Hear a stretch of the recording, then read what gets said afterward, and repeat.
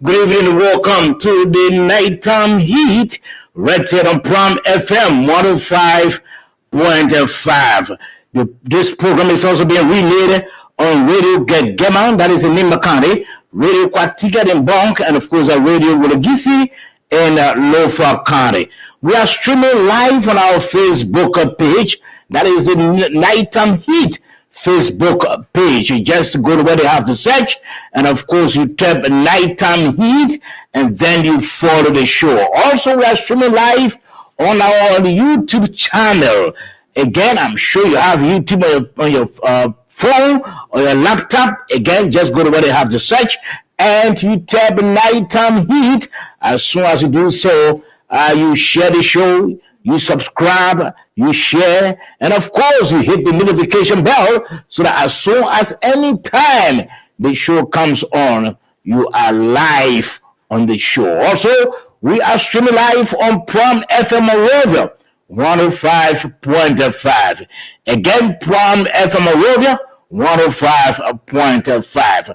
Well, tonight promises to be further fantabulous. We'll have a successful discussion that is a post analysis of the U.S. Africa summit. I'm sure you're quite aware that the summit has ended. Our president has returned along with the delegation. So we'll be asking tonight and discussing whether the summit from our perspective was successful. We'll be talking about that. In other quarters, we're talking about how Gabon received or walked away with 500,000. We didn't get 500 million, rather. We didn't get anything of that nature. So some say the summit was not successful in their own views, but others said no, it was successful. In fact, before even the trip, we got an agreement of 1.8 billion. So it means that we got something before you go. So we'll be talking about that tonight. We're hoping that you can get glued to your radio, get glued to your phone, so that we all can talk about Mama Liberia. Like I said, this program, this platform is basically designed to espouse the interests of our dear country. I will shortly be back after the same.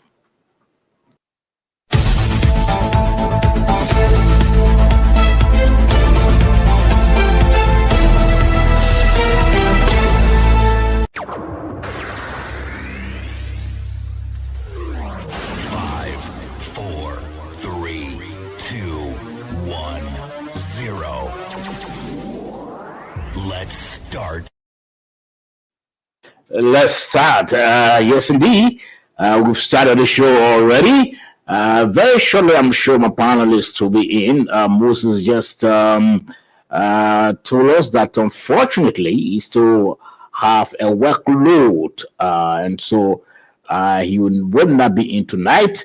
But I'm sure George Kennedy will soon walk in, and of course, we'll talk about our dear country, Mama Liberia. Our guest will include tonight Mr. Wanto Tier Wanto. He's always with us. He's from the end of the Congress of Democratic Change, the president of the Press Union. Julius Carnival will also be with us.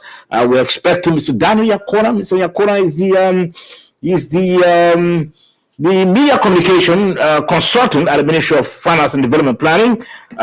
Daniel has promised to be with us tonight.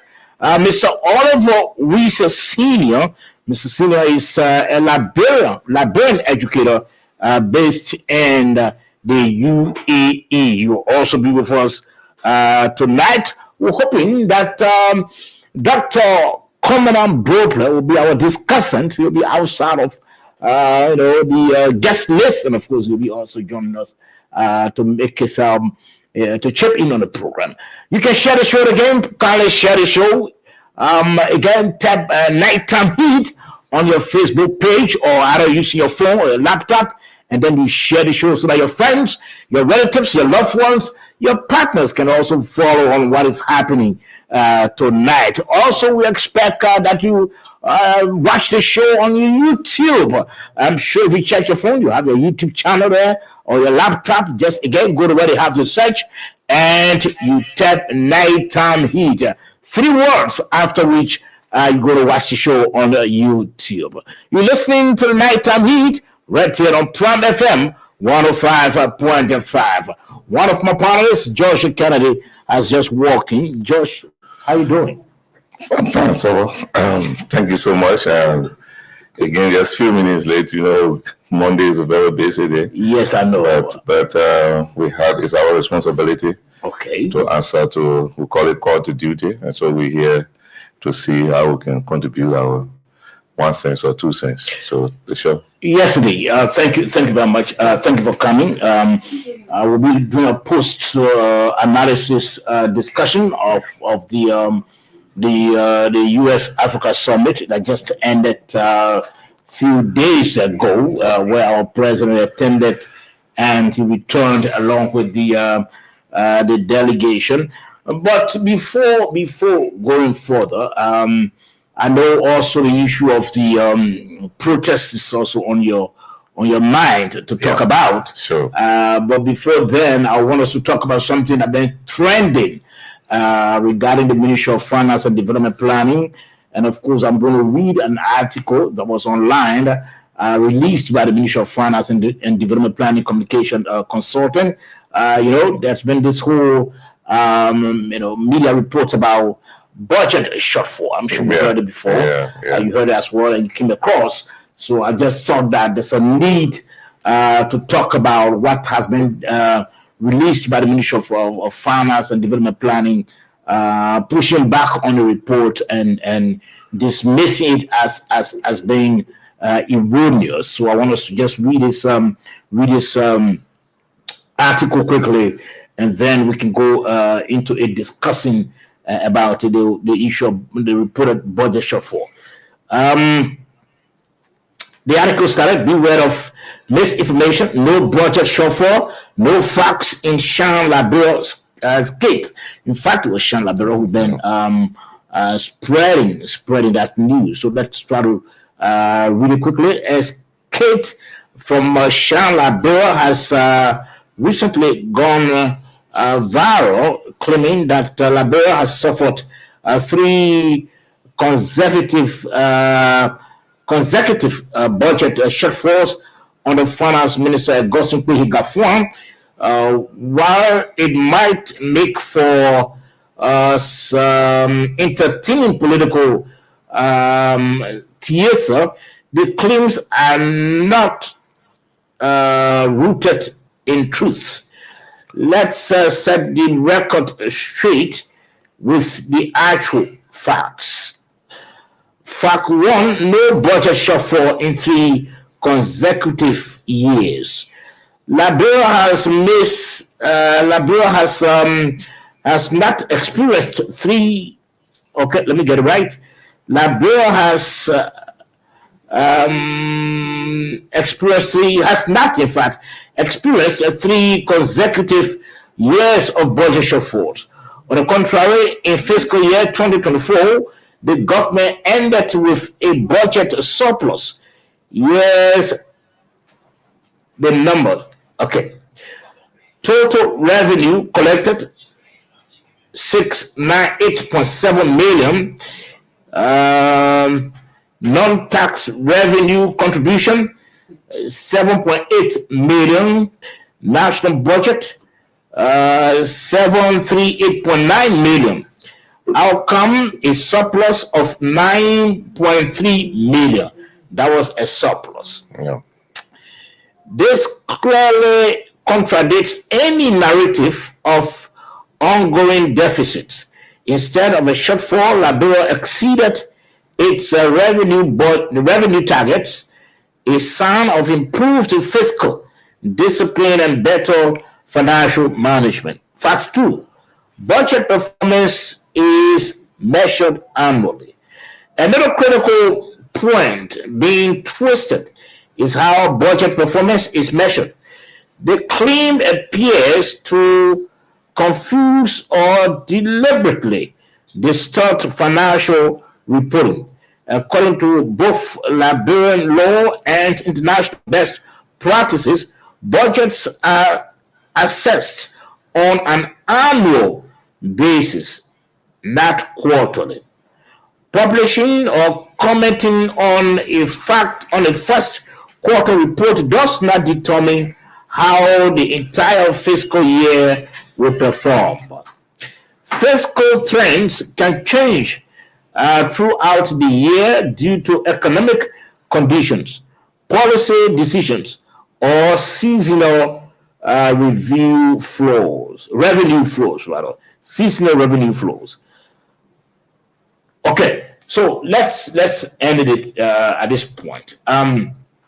It's been reported that there's been budget shortfall as a result of maybe some poor financial management or whatever it is. But the ministry came up to say no, absolutely, there's been no budget shortfall, as you just read. But some of these reports, George, I don't know whether the author or authors of this report, whether sometimes they do care about the effect of what they print or what they publish or what they broadcast. Yes, it's one thing to report a story. It's one thing to broadcast an information, but it's another thing to broadcast the facts. The facts. And this is what I see often in our society. People don't even care to know as to what I'm about to report will help to improve our image, or will help to give aid to the country, or will help to lift the image of the country, or whether it will damage the country. They don't look at the drawbacks, or what they think about is how they can report the story to get people reading your articles, but they don't care about integrity. Sure, and it boils down to political ownership of media, a good number of media houses in the country. So those media houses are reporting what their owners want to see instead of going after the facts. So most of the reporters, when I was in the press, I decided to specialize myself to do business reporting. Yeah, sure. For the Ministry of Finance, for Central Bank, and other financial institutions. Here is the problem. Mm-hmm. They need to be reporters. Good number of reporters now, media institutions are now analytical to understand how revenue flow, swings at times. Mm-hmm. If you see the entire budget, sometimes you will see the revenue side, you get the expenditure side. On the revenue side, you will see sometimes government will say, we project that probably we'll raise this amount in the first quarter. Mm-hmm. You understand? Sometimes we say, okay, let me put the number. Sometimes we say, okay, we'll raise 30 million, for example, this quarter. The next quarter, based on what we do here, we raise about 10 million in that quarter. Surely. So most of the projections, they fall within a bracket that don't give them the chance to easily go for shortfall. Okay. So sometimes they can not project to see revenue performance. Mm-hmm. If the revenue overperform, you see that sometimes they go for what they call the legislature they call budget recast. Mm-hmm. Budget recast got two aspects.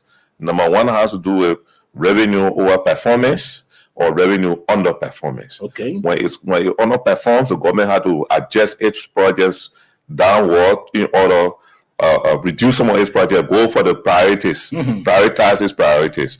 If the revenue overperform, then the government going to go to all of the projects that it needs in the budget that going to they say they allocate the money to. Mm-hmm. But here is the case now where they are missing.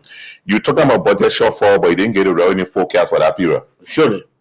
Okay, so that's a mistake that they made, and the Ministry of Finance is putting them, it's calling them to order. Mm-hmm. You need to get the files, get the budget, get to know this quarter how much was projected revenue, get to know how much was projected expenditure. Mm-hmm. The next quarter, the same. So sometimes I saw quarter revenue will underperform. Sometimes at some quarter the revenue will overperform. So if you projected probably that you are going to raise 30 million this quarter, and maybe you raise 2.5 million this quarter, the next quarter you say, okay, I will raise 8 million, but you raise 10 million. It happened. It doesn't. That's not why you call budget shortfall.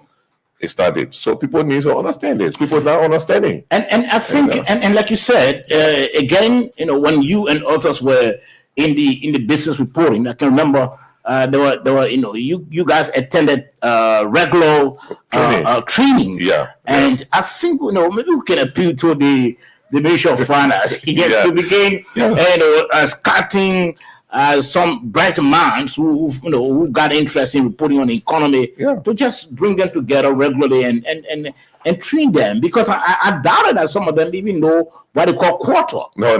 Some of them don't know what they call quarter. Some of them don't know what they call quarter. And the fact is, I want to publicly appreciate this current Minister of Finance, Gafford. Yeah, it was under his administration. Some of us got training from the Central Bank of Nigeria called CBN. We were WAFIN, West Africa Institute for Financial and Economic Management. I'm an alumnus there. I got 3 certificates in financial and economic management reporting, different trainings. I went to Gambia to do anti-money laundering training. I went to Freetown, went to different countries. So, and also we had a Liberia Economic Journalists Association, LIJA, of which I am the Secretary General. But it's not functioning anymore. It's not functioning because you see, we were mostly backed by the IFC and the World Bank in Liberia. Okay. They were not giving us that financial support, but they were giving us the leverage to training opportunities to cover. Like they took me to the spring meeting in Istanbul 2009. So those kind of opportunities, I would just want to openly appeal to the IFC and the private sector arm of the World Bank, including the World Bank itself, to see how they can come back. We are here willing, ready, and prepared to try to reform LIJA. LIJA, the late Horatio Bobby Willie, he was with us, and even the late Timothy Sikron. Timothy Sikron was the last president of LIJA. Right now, I think Joe S.K. Davis, he has LIJA, but sometimes he's not very active. Age right now, we need to reform LIJA. PUL try to go to the president. I think we need to do that because in the absence of that, we are getting lots of poor and wrong reporting in the media, especially when it comes to the economy. We can continue like that. If you want to be an economic reporter, you got to focus your attention. And knowing numbers, to know the numbers application. Surely, you got to know that. If you don't know, misinforming the people and reporting wrong wrong stories and stories that do not have any outside of truth. At the end of the day, it affects, it reflects on the integrity of the institution that you work for. Yeah. So this history of this budget shortfall. Let me deal into it. When now Senator Amara Cornell was Minister of Finance, we saw it several times. Whenever most of the time Minister of Finance used to do projection when they sent to the legislature. Let's say we discover. You can always hear that during budget hearing, during budget debate. We discover additional revenue, but to generate those revenues from that is difficult. So sometimes they will add those money on the budget to increase the budget portfolio, and that is the budget size.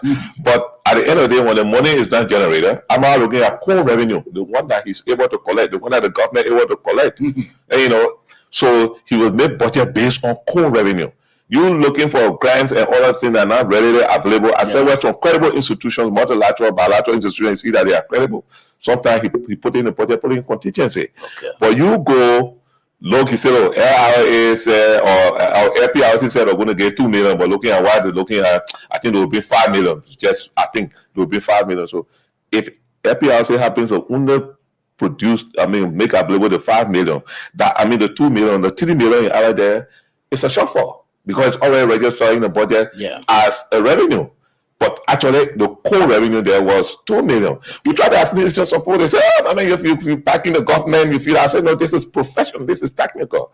You have to understand. So most of the time, we report based on core revenue and based on grants that we know credible institutions, multilateral, bilateral institutions, yeah, sometimes you need to know all of this when you're reporting on the budget. You need to do constant training, because some of our people don't really understand what is it, when you talk about budget shortfall or even a quarter. So you need to do that. You need to, call some of your colleagues and maybe the person who has the Economic Reporters Association to begin maybe knocking the doors of the Minister of Finance to see how best you can do regular training, so that we're not misinformed, by people. That's quite necessary. We want you to share the show, please. Just share.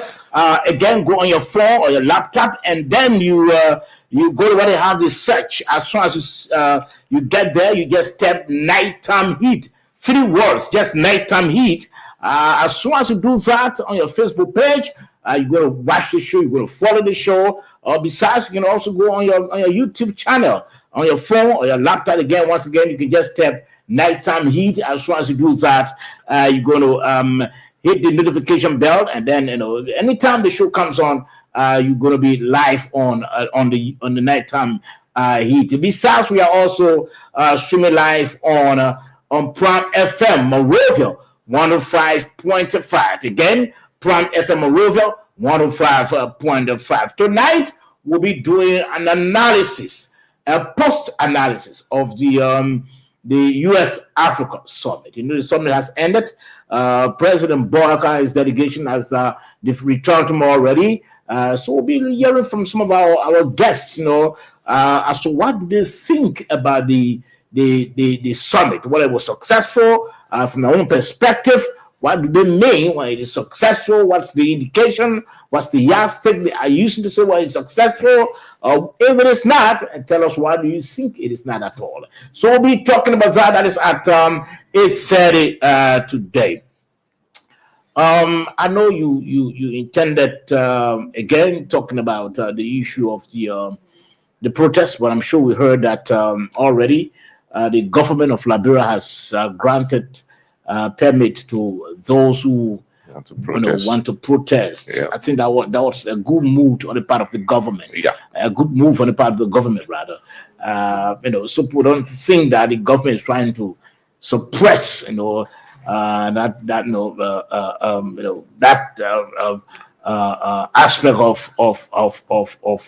of the tenets of democracy. Because people do have, their free will. People do have that, a free assembly. There should be free assembly. But we're hoping that those who are going to the streets to do the protests, we're hoping that they can also follow the instruction of the police. Because I know police will be there, manning them, trying to instruct them, go this way and don't go this way, because I don't think the government will want for the whole country to be put on hold, because all activities will be put on hold because few individuals will be protesting. I don't think the government want that. So just hoping that those who will be going to the streets to protest, they will also follow the instructions of the police, so they can do that peacefully, and then the protest can pass without any arrests or any major confusion being erupted. I hope so. Yes, that's why we are hoping, and I just want to first of all thank the government. It's a democratic right on our constitution to peacefully assemble and to present your grievances to the power that be, and so the government granting that particular rights to the CDC and stand whatsoever, I think is laudable. What we ask is that. Mostly from the police side, I know most of the people will be somehow aggressive. Mm-hmm. Some of their utterances and some of them may not present themselves very well. Mm-hmm. You police officers are not expected to be in alcohol, and some of those will be in alcohol. Yeah. So you are not to respond to most of the things that they say until. They say you can insult the police, but you can't assault the police, because police, they wear the national uniform of the Republic. So when it comes to insult and assault, you maybe you go in air grievance, you could say some things, but don't go and attack police officers. And so the routes that the police going to announce to the public for you to take, I just want the protesters to follow. If at all you know or you feel that you have good intention, because other people have to move freely. So there will be separate routes wherever the gathering. I don't think we know yet, but I know the police will create the environment for them to go and gather and present their statement or whatever they want to say, they say, and then go back home. We really want this protest to be peaceful. We really want it to be peaceful. The first day I saw them doing a march on Camp Johnson Road a few days ago, I saw them and I was driving from Clay Street. I saw them, yes, some of them were insulting, but they stopped my car calmly and I stopped. They passed and I drove and crossed the road, Clay Street, drove down Clay Street. I hope and that type of what they did the other day happens on the 17th, because security officer holding gun, you cannot be emotional, you cannot be quick to get angry, because that's the reason why some of us refuse to join the security force, because there are certain things I don't like to hear because of my upbringing. So we said no, we're not going around. So once you decide to go wear the uniform to do that job, it's a difficult job. So we just want them to remain calm, to understand the people that are in the street. It's a political party that will be on the street, or political parties that will be on the street that day.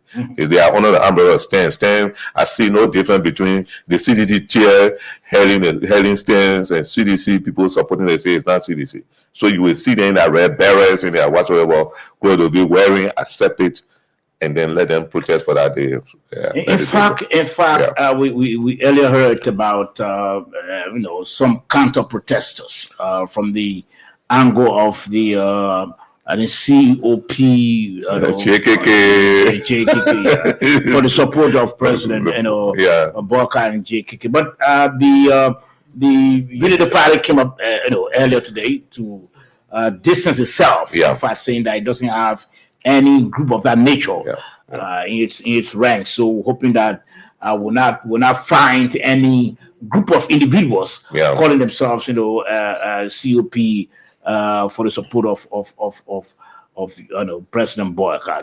Those sort of behavior they don't jive well with the peace process. I don't think we need any confusion. If those who think that protesting it's something good for them, if they see it justified, they see it necessary, they can go into the streets to carry out that protest. In fact, if all goes well, we'll have the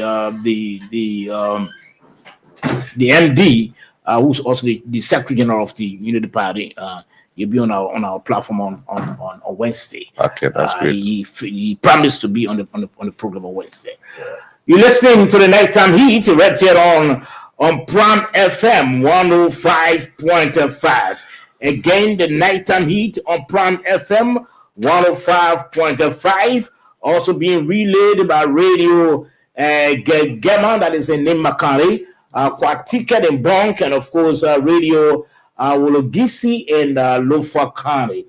They are relaying. We also have Witness FM in Monrovia relaying this program. Tonight, we'll be doing a post-analysis of the just ended U.S.-Africa summit. We want to know basically from the perspective of our guests as to what they think about the summit, whether it was successful or not. It's basically intended to talk about Mama Liberia, and how do we, as a country, as a people, also strengthening our ties and with the U.S. government, using that sort of opportunity we had recently. Again, you can share the show. Just tap on your Facebook page. Go to where they have the search, and you tap Nighttime Heat. After which, tell you about 8:30. Nighttime Heat. As soon as you do just go on your just distracted. Just go on your Facebook page and tap Nighttime Heat. Just 3 words. As soon as you do that, you're gonna watch the show on on your Facebook page.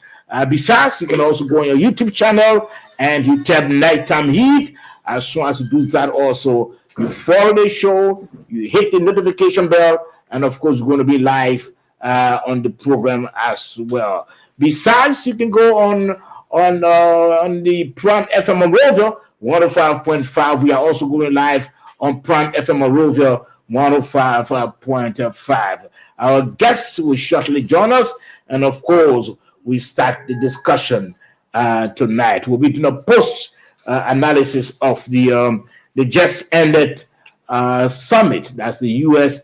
Africa Summit. We'll be playing the interview conducted with the president upon his arrival. We'll play that interview to hear from him what he thought about the entire summit. We'll play that interview for you, and of course, we'll also play the interview, the video where the U.S. president also commended our president for the quality of his English. We'll talk about that as well. Yes, it's good because there have been some misunderstanding in the public about that particular summit. But it's clear the summit was not, I didn't see it like something that the U.S. government will announce, I gave Liberia 10 million, I gave this one, that one. But it was intended for first of all, acquaintance and economic opportunity, so that the parties could discuss, those countries could bilaterally discuss the possibility of trade. Trade. And so one thing is the president is clear. President Trump ran on a mantra of America's first. Producer, please check what people are on the back. So Liberia too. Okay. Liberia wants Liberia's first. So we love that. Okay. So President Trump his government policy is taking the U.S. away from aid, to trade. So Liberia has to position itself to trade, to accept the new policy. So in this case, the president is arguing or making the case that yes, we are ready to trade, but what do we have? What type of minerals do we have? What's the value of our natural resources? What are all the natural resources that we have? Okay. Do we need to do a survey of these resources to know? Then we can when we go out, we can make case that we have this, that in this quantity, that quantity, this and that. That alone, I think, is very good for the country. You need to know the market. You need to know the commodities that you have. Sure. In order for you to market outside the quality, the quantity, the monetary value, you need to know all of those things before you can easily make a better trade. It could take some time. That's why I say the president is not bringing this vision just for his term, because that's why he said, I got this term and we want to know it for the future. So it's very important to know, even for future leaders. If we don't know what we have, how much it costs, the quantity, and the cost, how much they cost, we won't be able to make any good deal. We'll be going through the scene, all concessions, signing concessions, somebody can exploit our resources, natural resources, carry and add value to it in their country to create jobs while we're sitting here. I think we should know what we have. And I think the U.S. needs to, as he said, appeal to the U.S. to help us in that direction. Someone said China has already done that for Liberia. He disputed that. He said only 2 counties, and that was Lofa and Maryland. So we have 15 counties. What about the 13 counties? So we need to know what we have in the entire country, in order to make sound decisions. I think I agree with him on that. Okay, so shortly we'll start the discussion. It's about 8:36. Our guests are joining already. We understand.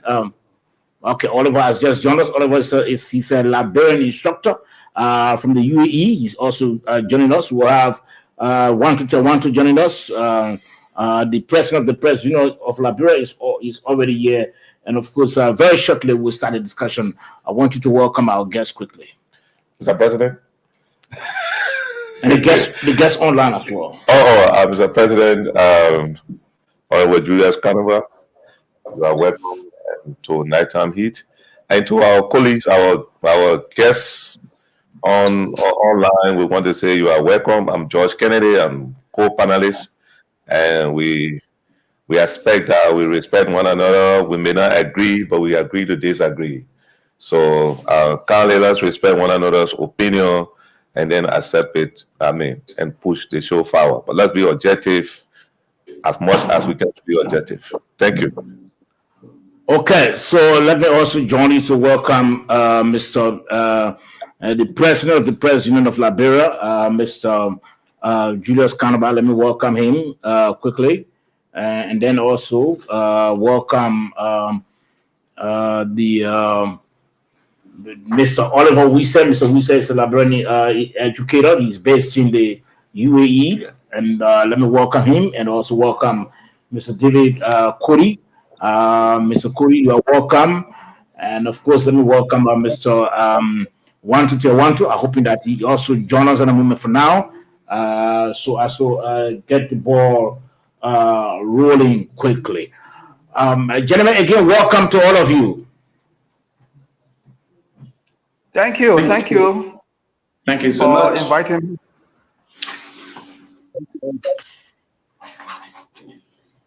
Mr. Oliver, okay, welcome.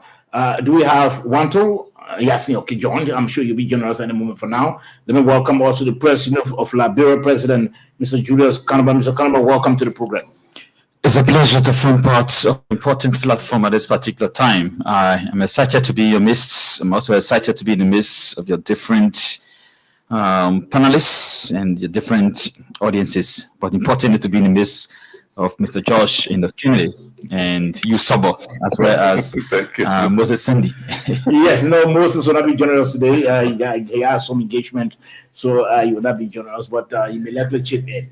Okay, so gentlemen, I'm sure all of you are on already.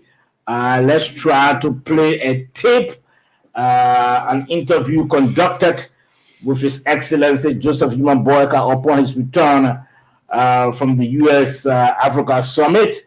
What he told the people of Liberia. Let's try to listen to that tape quickly.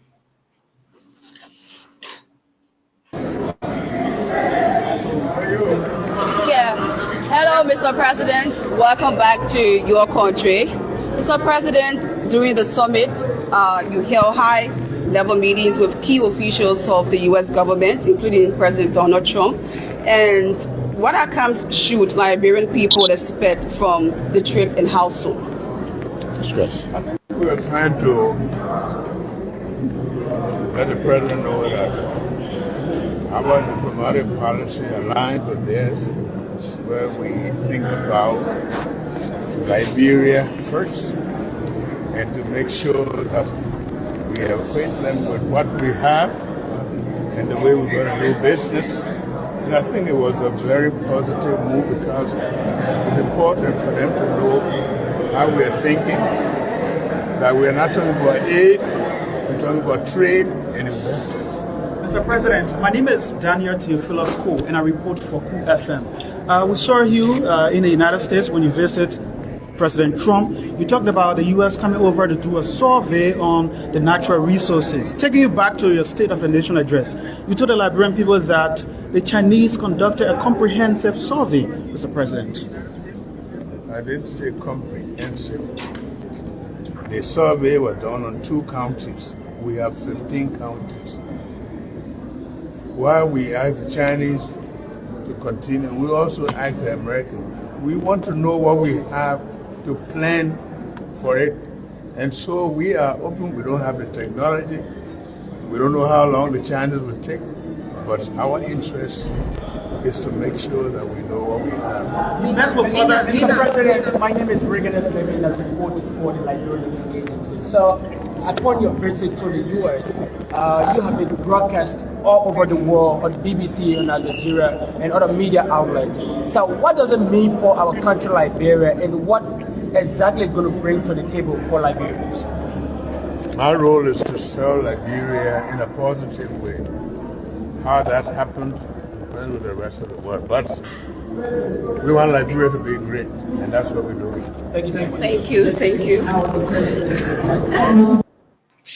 Okay, that's the voice of His His Excellency Joseph Yumaboka there speaking after he returned from the U.S.-Africa Summit.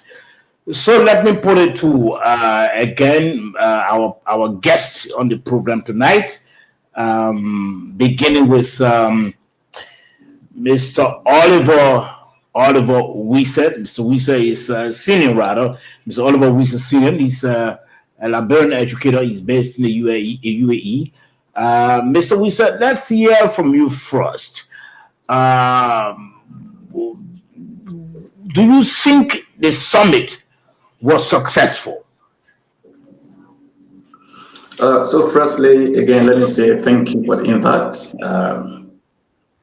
and say hi to fellow panelists. Can you hear me? Yes, you are live. Okay, fine.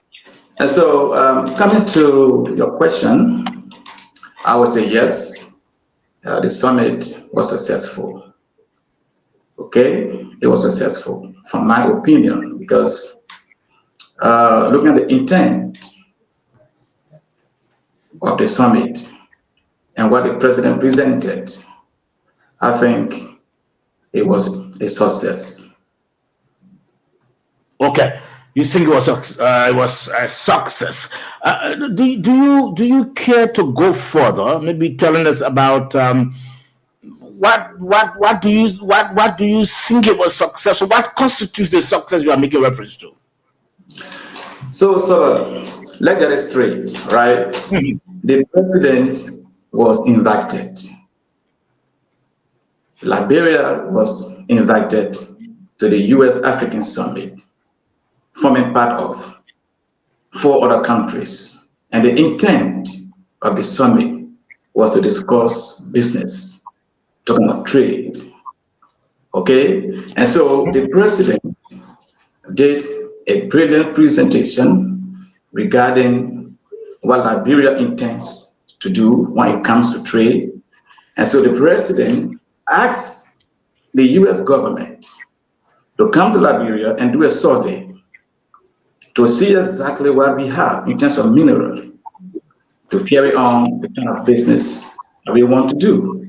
And at the end of his presentation, the president was even praised for his splendid presentation, which was misconstrued by many to say the president was just praising in English.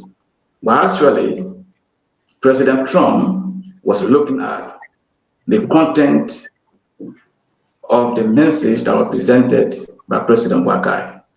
So I think it was successful, because to measure success means we have to know the intent of the program. So for the purpose of the intent of the summit, we can say clearly that it was a success on the part of Liberia, because President Wakai presented the case. Okay, thank you. Let's hold it there. We'll come back to you. Let's hear from Mr. Koti. Mr. David Koti, what do you think about the just ended U.S.-Africa Summit? Was it successful? Thank you for the invitation once again. Yes, it was more than successful. And let me take it from where our good friend from the UAE just stopped. You know, if I'm selling a particular goods or property, and you ask me, so how much do you sell this property? I said, well, $100. And you say to me, look, I got only $30. I said, okay, brother, just for that. You're serious. But when you said to me, okay, look, I give you 50. I said, I don't want 50. Go up a little bit more.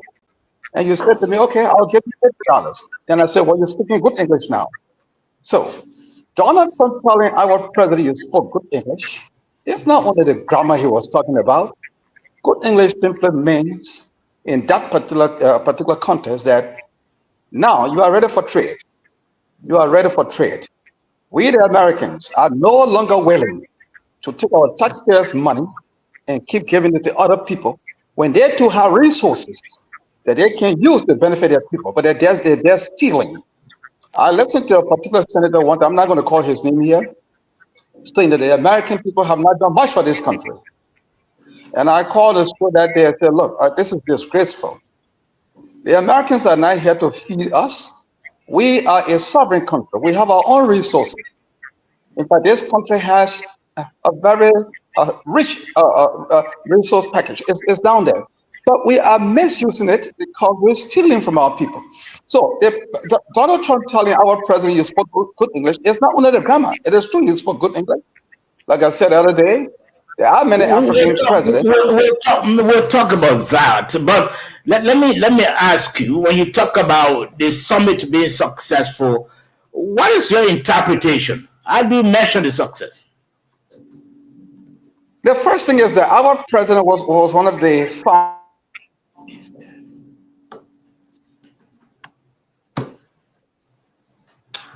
Hello? Mr. Cody? Okay.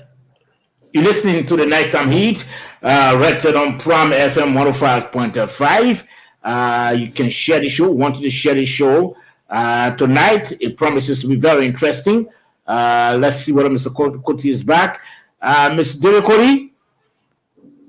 Okay, I think he has internet problem. Okay, we'll come back to Mr. Cody. Let's go to our other panelists. Our guest here, the president of the Press Union of Liberia, Mr. Julius Calaban. Mr. Calaban, let's hear from you.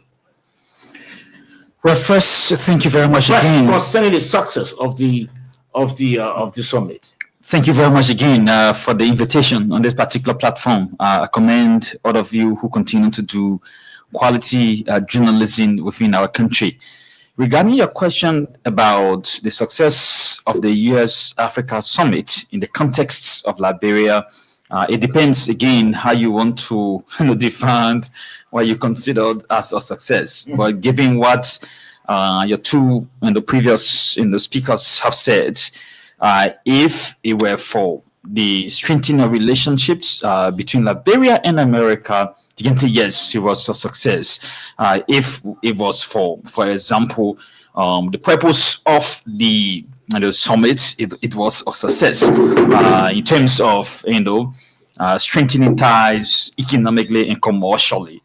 If it were for just the social status, or you look at the end results in terms of victory or triumph and the favorable outcome. In terms of a successful outcome or positive results, you could say a success, because the opposite of success about and candidate is that it is a failure. It is poverty, for instance. It is a flop or disaster, or nothing at all. So you can be able to realize the fact that this particular summit, in terms of the contents, the results that were expected to be achieved, both the United States and Liberia took some positive points from the summit, because most of us, prior to this particular summit, were very clear that it could either lead to a successful outcome or it could be a disaster for Liberia. On some of the comments, for example, maybe you may not want to draft into those comments now. What could have happened, for example, a President Donald Trump could have acted the way the U.S. administration acted with President, Vladimir Zelensky of Ukraine, or the South African situation where some of the rights abuses or the political dynamics in South Africa are vividly, given to, the President of South Africa, as in the case of Liberia. It was a contrast. So yes, it was a success. In terms of the fame it gained, in terms of the strengthening of the relationship, in terms of the presentation by President Bouaka. There are some criticisms as to some of the points by President Bouaka. But yes, this summit has provided an opportunity for Liberia to present its case to the United States. Whether the presentation is a reflection of what should be of a sovereign state is another question. But with the reception by the U.S. administration, the reception by the African leaders, including President Bouaka, it was indeed a success, because if President Bouaka was not invited by the U.S. administration and 5 different African nations out of 54 different nations were invited for that summit, it could have been or major point of discussion in Liberia, specifically that yes, Liberia's relationship with the United States was not on a smooth path. Because before the summit, there have been these conversations about the issue of the U.S. threatening to impose sanctions on Liberia in terms of visa restriction. The U.S. had already cut off aid through the USAID, for example. I don't think what the U.S. or Liberia is doing at this particular stage is anything new, because since the 1860s, when Liberia forged a diplomatic relationship with America, there has always been trade relationship between both nations. There has always been a commercial relationship between both nations. And there has also been this issue of aid, right? And aid is not an innocent child. Aid is not an innocent phenomenon. If American leadership has been investing in aid in Liberia, there is a reason in terms of how stability in Liberia, or resolving some inequalities or poverty or impoverishment in the country, can be able to stabilize the United States as a country and can be able to lead to the successful prosperity of America. And so Trump is reframing some of the relationships, but there's nothing new. Nothing new in the sense that the issue of trade, in fact, there is substantial research on Liberia that says, in fact, the Liberian state, in as much we have argued differently, the Liberian is a formation of America, but it was actually trade that made us to have the three branches of government that we have today. Because without the French, the British, or the Portuguese trying to disrespect the Liberian authority at the time in the colony about paying taxes, we wouldn't have declared or pronounced our own independence, which of course was not recognized by America until 1862 because of the issue of slavery. So this particular summit, it has provided an opportunity for the Liberian administration, especially a new administration in Liberia and a new administration in Washington. And one thing about President Trump is that the predictability of President Trump is that he's unpredictable. And in this particular gathering with the 5 African heads of state, from my own readings, Trump was relaxed, he was comfortable, he was conversant in terms of having discussions with the leaders. In fact, when he brought friendly. And this is against the backdrop, and this is my argument, right? It is against the backdrop that these 5 African leaders were invited by the U.S. administration. It was not the case in the case of President Zelensky, where there is a massive conflict in Ukraine, and Ukraine is seeking the direct support of the United States. Or it was not the case of President Cyril Ramaphosa of South Africa, where he's seeking the support of the United States in the face of the court of USAID. In the case of Liberia, President Walker has, for instance, through the finance ministry, it's good that you have the media consultant at the finance ministry, Mr. Daniel Nyakola, on the show. I hope he's live on now. They've pronounced that in the face of the cutoff of USAID aid to Liberia, Liberia was transitioning into a new phase. So yes, in as much Liberia was courting or seeking to meet the U.S. administration, but this request to go to Washington, D.C. was at the request of Washington, D.C. itself. So in as much the foreign minister, Sarah Besolo Yanti, they all have been working to ensure that the Liberian administration meets the United States, but the U.S. too was also willing to meet the Liberian administration, which is a coincidence of interest because as we have learned, at certain times of Liberia's history, this issue of reciprocity, there have been a limit, according to one of our scholars. Okay. So for me, if you look at the aim of the summit, the discussions that took place, it was a success in the context of our country, Liberia, because Liberia is being widely discussed, whether through a meritorious system or a demeritorious system, but Liberia is being widely discussed. Okay, so which of course is a positive development for the country. Let's hold you there. You want to come in? Okay. Yes. No, I I would laugh for the problem is Koti because he was on and he went off. Okay, yes, Mr. Koti is back. So whenever Koti is off, I will eat it time. Dave, let's hear from you. Yes. Yes. Yeah. Thank you very much.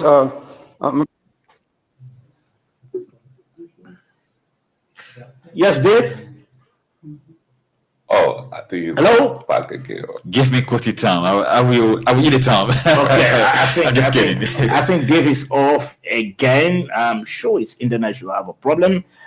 Dave is off again. Okay, but let's hear from Mr. Oliver Wiese first on this one. Mr. Wiese, yes, Dave. Yeah. Hello. You getting me now? Yes. Yeah, I'm getting you. Come in. You were telling us about what do you think about the success of the summit? Yeah, it's very successful, and I think a lot of good things will follow very soon.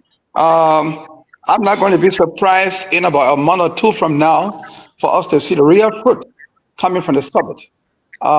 We didn't go there to beg. And I think when Ellen Johnson Sirleaf met the Congress of the United States, she mentioned a similar thing. We're not always going to be here to receive aid. We want some partnership, trade partnership. And I think this is what, when I heard my good friend, well, we're not too close, but he's a friend of mine now, Julius, I was saying that this is not new. We've been having trade here before. Yeah, that's true. But that was a different kind of trade on a very low scale. All the Americans are trying to tell us now, they are not prepared to pour free money in anybody's pocket anymore. No, it's going to be on a different level. For example, the USAID has cut off a lot of funds from African countries and other countries for things that were helping us here, like medicine and this, that. Donald Trump is trying to say here now, you will do it for yourself. You have the resources. Let's work together. You gave me, I gave you. Help your own self with your own money.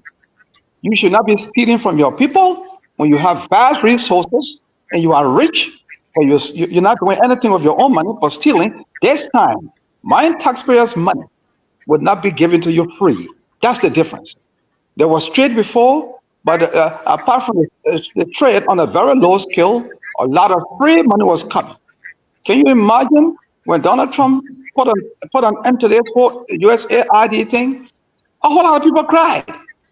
Not only in Liberia. I was following BBC the other day. People in Uganda were saying that, well, since this USAID has stopped, they're going to stop giving us funds now for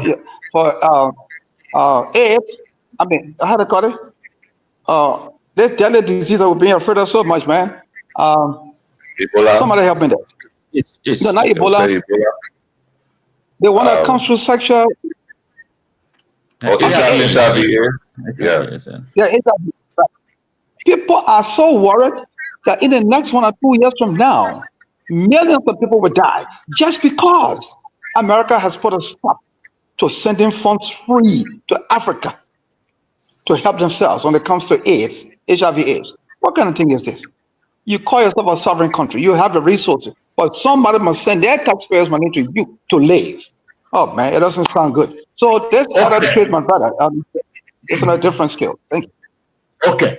All right, Mr. Koti, we heard you. Let's look at the summit from this other perspective.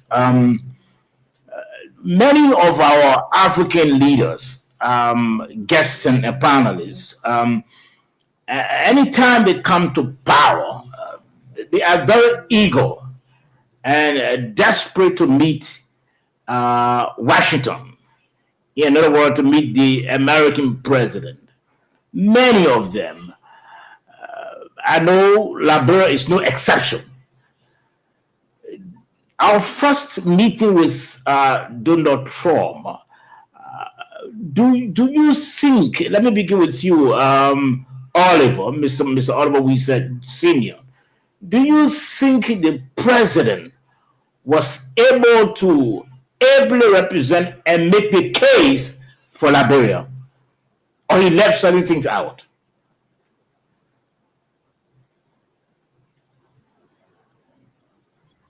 Oliver? Mr. Wisa? I think you muted yourself, Mr. Wisa. Hello? Okay. Yeah. Okay, he muted himself. So you getting me now? Hello? Just press it one time, Mr. Wisa. Okay, can you hear me now? Yes, I'm hearing you. Okay, so I was asking you whether at the summit, what's your narrative? What do you think? Do you think the president was able to make our case properly? He said what Liberia wanted to hear, or he left out all those things? So you see, so when it comes to Liberia and the analysis of the U.S. African Summit, you have to understand that people will speak from where they sit, depending on the kind of lenses they are using to see. Like I mentioned earlier, President Joseph Newman Boakai ably represented Liberia. In just few minutes, the president was able to present the Liberian case, and that case was well understood to the letter. Listen, why did President Boakai go to the US? Why was the purpose of the summit? We all know that President Trump and his administration are no longer interested in just giving aid to African countries. All right? And that was one of the reasons why the US was cut off. That means all nation should be able to do things for themselves. President Boakai went to the US. He didn't go to that country to beg for anything. He went there as a president of Liberia to present the Liberian case. He was prepared for business. And that is what President Trump wanted to hear. And so after the brilliant presentation, the American president, who knows that Liberia is an English-speaking country, the American president historically knows that Liberia is an English-oriented country. So his commendation was not even about the English or the grammar. It was about the message that this president at this time presented in just a few minutes. So yes, to answer your question, President Boakai made the case. And the Liberian people are happy. Okay. Yes. Okay, let me hear from Mr. Cody. Mr. Cody, let's hear from you. Did the president really make the case? Did he say, what Liberians wanted to hear at the summit? What Liberians wanted him to say at the summit? Mr. Cody, can I unmute? Sorry. Mr. David? Yeah, sorry about that. Yes, go ahead. Sorry about that. Like we keep saying, our president did not go to beg for money. No. Our president did not say, when I get to America, on my way coming back, I'm going to bring 2 grapes. The grapes will be having millions of dollars in it. No, he didn't say that. He said, I'm going to meet my counterpart to talk business, to sell Liberia. To sell Liberia. You listen to the interview. He went to sell Liberia. Even when one of the journalists asked him about the Chinese, Mr. President, the Chinese already did a survey of the resources, the minerals. He said only 2 counties. But they still want to know it for the entire country. We don't want to be like before. Let's take, for example, Lamco came to Liberia during the 60s, the late 60s, in the 50s, 60s, around that. The initial capital investment that Lamco brought to invest in this country was around $225 million. We're talking about I was a young man at that time, but I still remember some of these things. $225 million. That was the initial capital. If you're talking about that today, you're talking about billions. But what can we show for it? Nothing. We can show nothing for it. So this time, it's going to be different. It's not going to be you take everything and just give us peanuts. No, it's going to be a trade business, an equal trade business. So I think our president saw Liberia correctly. Like I said, in a few months from now, I didn't say years, in a few months from now, we're going to see the result from this meeting. Okay. Let's hear from you, Mr. PBR President. Did you get me? Yeah, I'm getting you. Thank you for your comment. Mr. PBR President, did President Boakai at this summit, did he really make the case for Liberia? Did he say the appropriate things, the core issues affecting the country? Did he really make the case? Well, it's a mixed result in terms of making the case for Liberia. In the context of the summit, where there was a huge emphasis on the issue of economics, commercial tasks, as well as security. Security is very broad. For example, human security, for example. Many Liberians go without food on a day-to-day basis. If you read a different statistics, they will say half of the population remains in poverty. So the issue of human insecurity is massive in Liberia compared to the United States, compared to some other nations on the African continent. So that particular case was not made. The issue of poverty is massive. The issue of day-to-day security of Liberians is also something that is questionable within our society, in as much the country is stable. In terms of making the case about the development of the national resources of our country, there have been this particular debate as to why since 1847, for example, we've now been able to map our natural resources as a sovereign state. Rather, we are depending on the technologies of the Western world, like the United States or maybe our Asian counterparts, in the Chinese, to come and map our resources. So it shows vulnerabilities in our own national architecture of governance within the country. We cannot excuse ourselves that in the 21st century, we've now been able to attract sufficient significant investments to ensure that we have got the capabilities as a nation to explore and exploit our national resources. Even the survey spoken about by President Boakai became a surprise to many people in terms of the Chinese own work in Liberia. And there are contradictions from the government and from the society as a whole as to the two counties that were surveyed by the Chinese. If I listen to the president, and this I'm subject to correction, he said Lofa and Maryland. But if you read other reports, people are talking about Bapolu, for example, that was surveyed. And so we need an extensive information, correct factual information as to the two counties that were surveyed by the Chinese, and as to why in this 21st century do we need the Americans to come and tell us? Because there is one particular debate, somewhere in Kennedy, that if you bring the Americans to come and survey your resources, would they be honest 100% with you to say that the stock of natural resources you have, it is this particular amount? Because and there's a comprehensive survey is about the types of resources, the amounts of resources, the volumes of those resources, the values of those resources. And these are Americans who will be conducting the survey. In as much we can argue that, yes, there will be Liberian counterpart relationship in terms of the conduct of the survey, but which companies are going to invest in the resources of Liberia in terms of exploration and development? The very American companies. So it shows vulnerability, right, that we've not been able. On the second point, the president spoke about the issue of democracy within Liberia, which is, of course, a significant development that since the Civil War ended, we've had 4 different democratic elections at the presidential level, with many different elections at the senatorial or the House of Representatives in the levels, right, which, of course, is significant for the country. But the dividends of democracy, right, are not being felt by many of the ordinary people.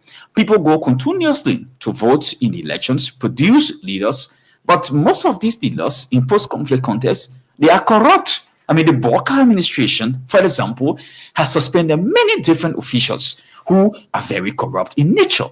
And they were suspended on the basis of being linked to corruption. So this is a problem. And governance practices within our country is a significant problem. So President Boubacar was very measured because I can understand he was given, 2 minutes exactly, to make the case of Liberia. So those two issues, in terms of, for example, promoting peace, right? Is Liberia a peaceful nation? Well, many of us who argued in terms of positive peace will tell you, say no. Negative peace, where there is no large-scale violence, we will tell you yes. But many people are not peaceful in nature because of the challenges they are facing in their own country. Okay. So this is a problem. I know, yes, diplomatically, President Boubacar presented the case. President Boubacar, yes, I agree with President Trump, right? President Boubacar is a soft-spoken Liberian. I can equate him, maybe Kennedy could prove me wrong or right, to the legs of Kofi Annan. For example, I think Francis Carper, he used to be a NASCO. Mm-hmm. They are very much measured in their speaking. Slower, they speak very slow, and they try to be very polite. They are not like people like us who are very confrontational in some of our arguments or talk very fast. People like you, Sabo, very confrontational and controversial. They are not people like David Kuti, right? So President Boubacar, he knows how to present a case. But in the context of the problems facing Liberia, right, I'm not too sure he handled it properly. Okay. And just wait. When I said from the beginning of the show, this is not a new phenomenon, right? President Barack Obama, when he took over in 2008, he, in fact, is credited for initiating a large-scale involvement of African leaders in terms of a summit. The issue of trade and investment, it came out throughout what President Obama calls the African Leaders Summit, right? There was a particular version or session of the summit that focused on a lot of issues about trade and investment in Africa. For example, in 2013, when President Obama hosted a summit, the issue of civil society, the issue of investing in women and peace and prosperity, the issue of investing in health, investing in Africa's that future. came into the fore. And besides that, on the issue of investment and trade, the economy of commerce, for example, expanding opportunities. That was business related. In terms of open markets, right? In terms of the issue of powering Africa, when we talk about electricity, it's also about trade. The issue of game plan, shaping the future of the African continent, in terms of growing the continent. Well, investing in Africa's future, right? These are all things that have come up, right? I agree with Dave Kuti in terms of President Trump being focused on trade, but there is nothing new. Okay, let's go here. Dave, you wanted to come in quickly. Yes, thank you, Julius. You talk about our president having 2 minutes to talk, and sure he couldn't say everything. Even if he was given 50 minutes to talk, he wouldn't have said everything to President Trump. Like, we don't have jobs for our people are suffering, no this, because America has its own problems too. Oh yes, Americans will not come and tell you we have homeless people in America. There are people who sleep in the streets and eat there. Everybody has problems, but the trade is going to cover everything. The United States, I'm coming, 1 minute. The GDP, hello? Yes, go ahead, quickly. Yeah. Yes, we are getting you. Go ahead. The GDP of the United States is $29 trillion. Our GDP is just 3-point-something billion dollars. Now, America has 50 states. And they have 340 million people. But yet, most of their people are having serious problems too. They are suffering in America. Don't mind all these skyscrapers you see on television. Go there and see for yourself. I was in America myself. I didn't stay there too long, but I saw real hardship in America. There are people who want to go back to their home, but don't even have ticket money. So, just before you come in, right, the issue of trade, we have to be very careful, right? Trade is a capitalist ideology. And when we talk about capitalism, we are talking about investment in the country for profit making. There is no capitalist, right? No capitalist nation will come to invest in Liberia and they will be expecting Liberia to become a prosperous nation benefiting profit. It's not possible, right? That's the bar or dark side of capitalism. And Liberia subscribes in its foreign policy to capitalism. it is of philosophy. The Chinese, they don't subscribe to the capitalist. It's to the disadvantage of Liberia. I mean, seriously. I mean, there's a famous instructional material on Liberia called Growth Without Development. The exploration and development of our natural resources since the 40s, the 50s, and prominently the 60s, they've not been able to lead to the prosperity and development of Liberia. In fact, Liberia's resources are termed not as a blessing, but as a curse, in that we've not been able to use our resources to develop the country. David Koti is very poor, like myself. I mean, we are very poor. We may be perceiving that we have wealth, but sometimes some of the jobs that we have, when those jobs are not available, we become very poor. Okay. I mean, so we have to be, very much factual with the issue of trade. Trade has got imbalances. For example, the World Trade Organization that is headed today by an African, Nkonjo Awiela, the former Nigerian Minister of Finance, right, in development planning. She will tell you that President Trump, for example, they now want her to go to that particular summit. No, not the summit, but that particular position. Okay. Because President Trump is pushing for American prosperity. And I like the fact that President Bouaka, although he did not make that point to the United States in the government, in fact, President Bouaka bought into Trump's idea of making America great rather than making Liberia great, if you listen to the statement. It is only in Liberia, in the interview in Liberia, President Bouaka said Liberia's first, which of course is a contrast, because if you go to America and tell President Donald Trump at a summit, you want to make Liberia in the first, in every decision-making process, Trump will look at you as somebody who is not serious, right? So yes, President Bouaka was polite. Like I said from the beginning, I like his approach. David, I agree with you. 2 minutes is not enough. I've had an opportunity, for example, of speaking with President Bouaka for less than 2 minutes, or for 2 minutes. In fact, some of us went overboard. So many other journalists said, no, Julius, you were to mention the other part, which of course is understandable. Okay, gentlemen, let's look at the dimension of the trip. Oliver, let me begin with you on this. Former President Weah stayed in office for 6 years, but his first 2 years he made some travels outside of the country. Likewise, current President Bouaka was staying in office for he has his first term of 6 years, and in 2 years he had made some major travels outside. Let me hear your honest narratives, Oliver. If you were to tell us about the travels of former President, the 2-year travel of former President Weah, and the 2-year travel of former President Bouaka, which of them you think really impacted the country in terms of bringing back to make some tangible development in the country? Let's hear from you, Oliver. Yeah, thank you so much. So again,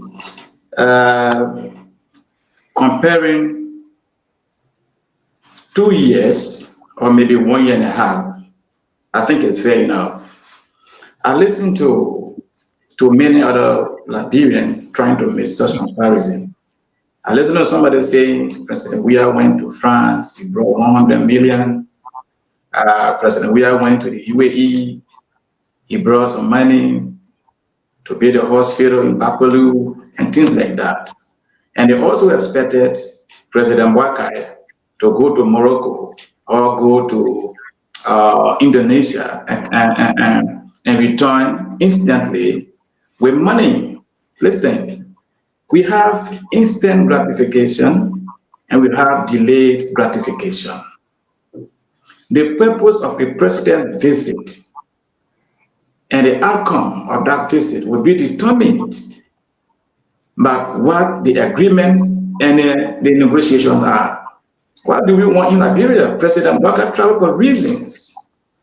So it is only fair to wait and see whether President Bouaka has been making useless visits. In my opinion, I am not going to compare that because Joshua went to, former President Weah went to France and returned with 100 million So it's actually 10 million euro. 10 million euro. Yeah. So euros and 100. Yeah, 10. That means President Biden should also go out there and bring money instantly. I don't believe in that. What I believe in is direct investment to the country that will be sustainable. Now, if you were to ask people, the 10 million euro they are claiming that came from France or wherever, what is the impact of that money? What can we point to? Citizens need to tell us exactly what that money was used for. But then to compare that with the travels of President Bouakai, I don't see that, because President Bouakai is not coming back to announce to us that, oh, I came back with 100 million, I came back with 500 million. Well, we know that when President Bouakai goes out, he has bilateral discussions with countries, and we believe that there will be, or there is already, some good things in the program. We don't even know whether some of the things that happen or that are happening right now are the result of President Bouakai's visits to those countries. Look around you in Liberia. You see that many little developments are ongoing. We're looking at the roads. We're looking at how the country is moving in terms of peace and stability. Who knows whether some of those visits are impacting the security sector, the health sector, or even the education sector. So we are not measuring President Bouakai's visit to countries by instant gratification. I believe in delayed gratification, because it will be sustainable for the nation, and not just to bring money and then we cannot show what the money was meant for. That's it. Yeah. Okay. Yes. Yeah. Go ahead. Thank you, my good friend and brother from the UAE. Let me see the name again. Okay. Thank you. I like the way you put it. We heard about 10 million euro, but where is it? Where is the money? We need to see it. To keep telling us, okay, they built a hospital in Bapoli and they post pictures all around. All right, that's good. But look, we want to see the money. I heard about 10 million euro, which is around 12 or 13 or 15 million dollars, but we haven't seen it. We haven't seen it. So there's not enough to keep telling us you went and brought this and brought that, but we haven't seen it. If you want to get the real information as to what Uncle Joe, that I call him, has brought to Liberia from his visits, please invite the information ministry. I wish I had known that we're going to go through something like this. I would have contacted the information ministry to give me some information to give you.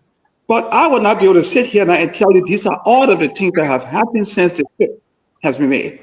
No. The question we are asking, Mr. David Cody, the question your colleague addressed himself to is that we are asking the 2 years, let's assume, 2 years travel, the first 2 year travel of former President Weah and this 2 year travel of current President Bouakai. What's your narrative? How do you give a description to that?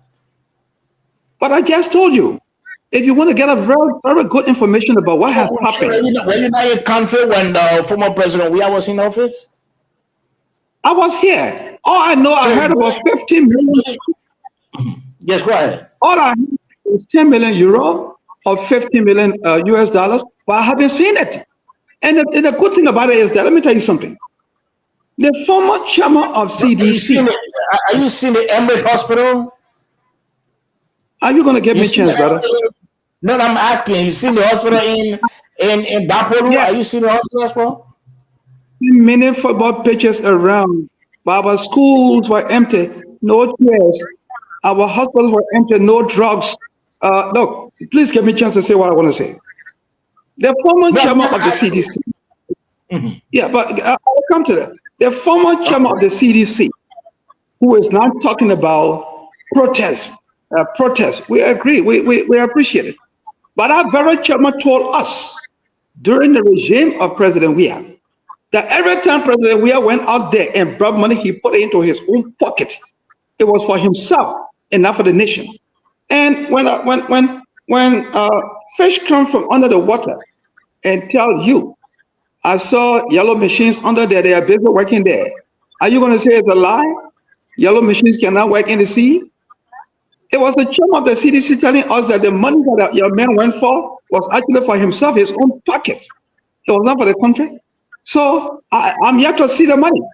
I want you to show me, apart from the Emory Hospital that we're all talking about, please show me where the money is. 10 million euro, 15 million euro. Tell me where the money is. Okay. Are we only going to be small? Okay. Let's hold you there and hear from Mr. Julius Carnaval. Mr. Carnaval, we're trying to look at the first 2 years travel of former President Weah and the first 2 years travel of current President Joseph Boakai. What's your narrative?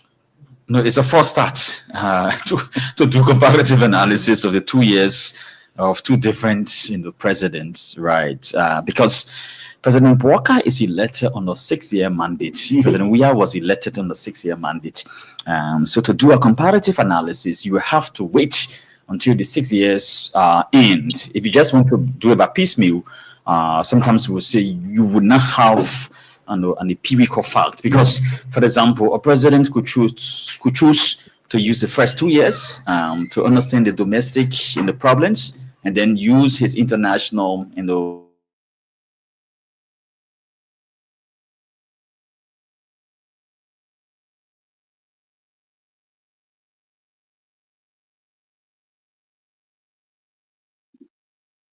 to these other regions developments into the country. I don't agree with that sort of a comparison. Okay. Because if you do such a comparative analysis, you'll be doing false equivalences, and to do false equivalences will lead to a misleading account, because there's a possibility, for example, you say that because President Weah achieved this in the first term, and this was successful, President Boakai failed in the first term to achieve it. But what happens if President Boakai achieves something in the second term, and President Weah did not? So the best comparative analysis is long term. Us as students of comparative politics, for example, we take time. Sometimes we go in the 60s, in the 40s, in the 50s. To understand things that happened in the past. Okay. Because long term analysis can lead to a result that is forcible, for example, that can be proven to the society as a whole. So I will not attempt to give this sort of a piecemeal analysis, which of course is good in terms of the fascination of different audiences, but it can be false equivalencies, because the events that characterize the administration of President Weah first term could be totally different from President and the Boakai. Okay, so let's go there. Again, let's start with Mr. Oliver on this one, and then we'll come to you later on. We go to another dimension of the whole discussion. Mr. Oliver, we say senior.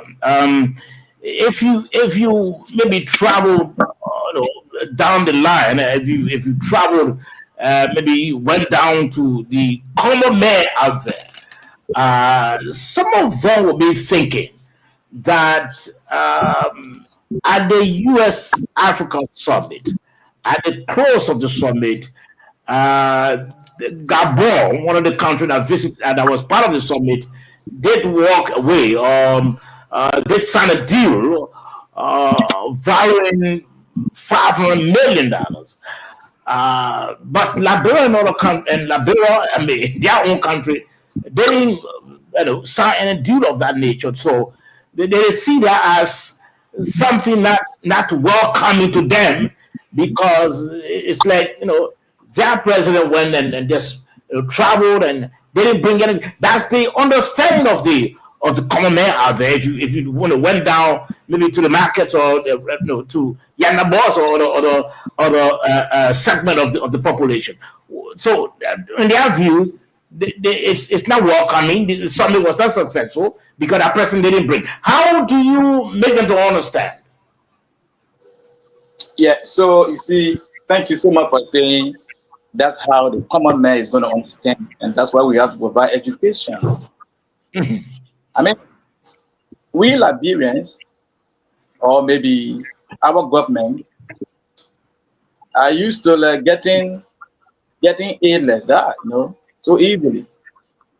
And how sure are we, in fact, that Gabon actually signed 500 million instantly during that summit? How sure are we? If you go back to the records, you will realize that discussion started prior to the summit being held on the 9th to the 11th of July.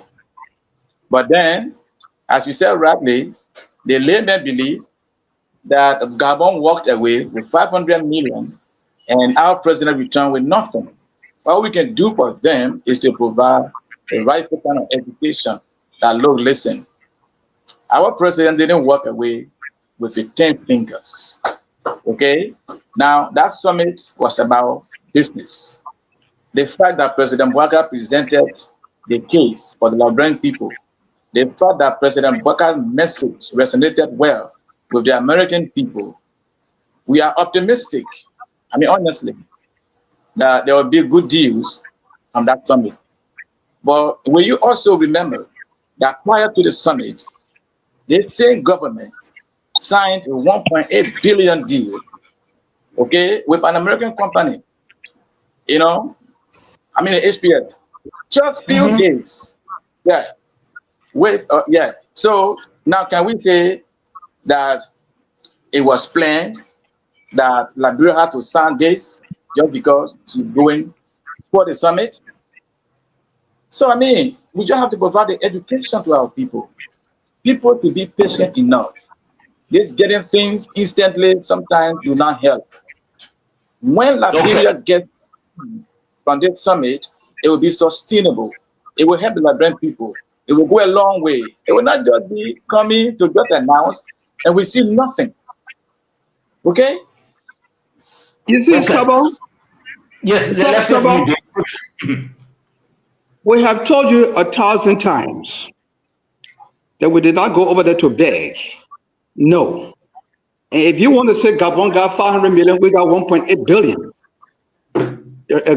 Around the same time, that's what you're trying to say. We got 1.8 billion. Which one is bigger? So we didn't go over there to beg. And we have said to you 1,000 times, the result will come later. The president did not travel alone. He went there with his finance minister and other relevant authorities. In a few months from now, we will tell the common people that you are calling common people, please wait. A few months from now, you will see the result from the American meeting. And the good thing is that it is our president that has been talked about all over the world right now. I've been watching different international media. It is the Liberian president that has been talked about. Okay. So let's okay, Mr. Cole, let's hold it there, and let me hear from Julius coming back quickly, so we can go into the next aspect of the discussion. How do you make our people to understand, Mr. Canova? And I'm sure you agree with me that if you went to a Thai center now, nothing that we received from the conference. Gabon received 500 million. We didn't receive anything. In fact, that's not the first time. Taxpayers' money being used for traveling purposes and no outcome. How do you make me to understand? Well, the first thing I would like to state is to clarify Koti's point. When he says that Liberia did not go there to beg, I differ very strongly. When the president of a republic, begs Americans to come here and do a comprehensive survey of our natural resources, if you don't call that begging, then I don't know what a begging mentality is, right? Because if you had the capability, you wouldn't have been inviting the Americans, right?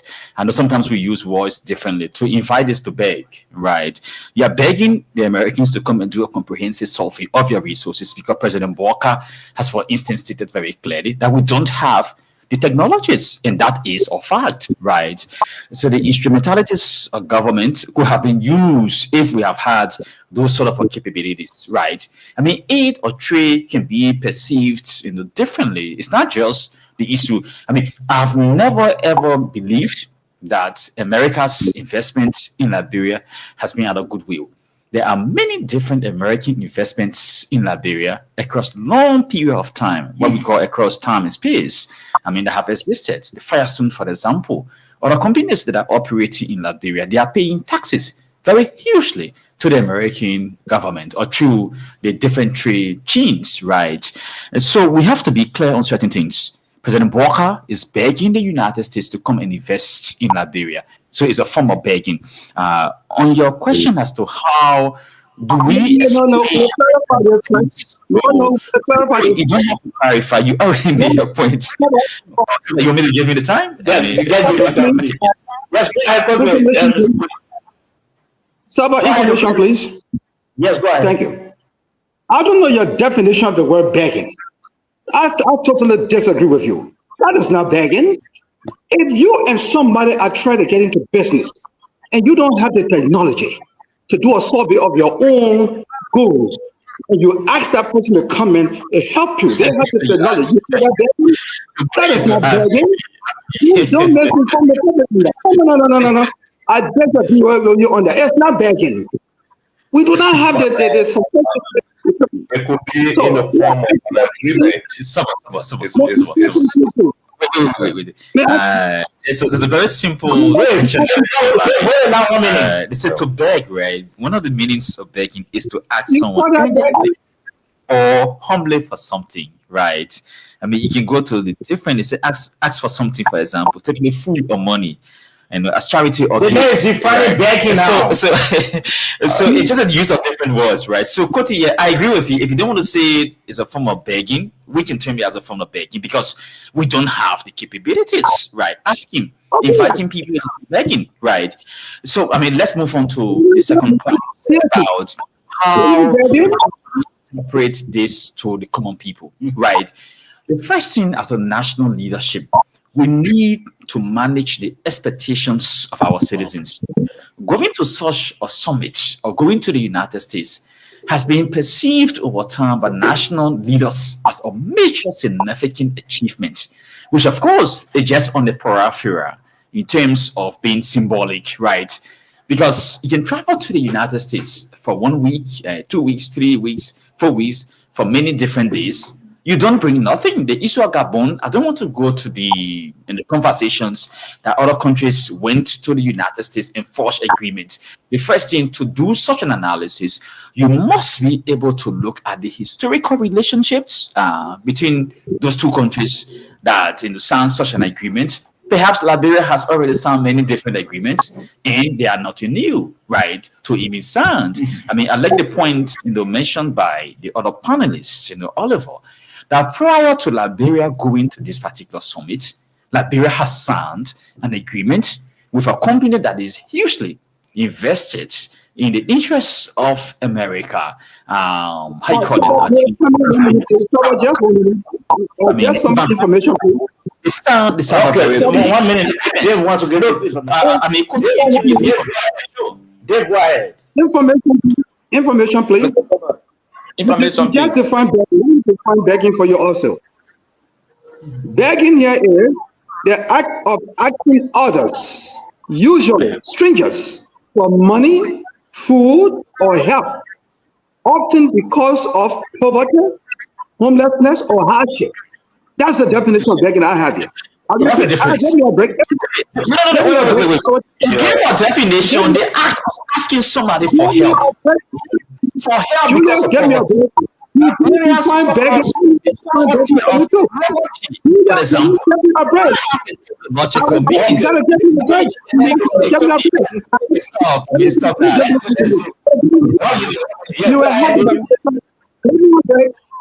I will define begging for you once again.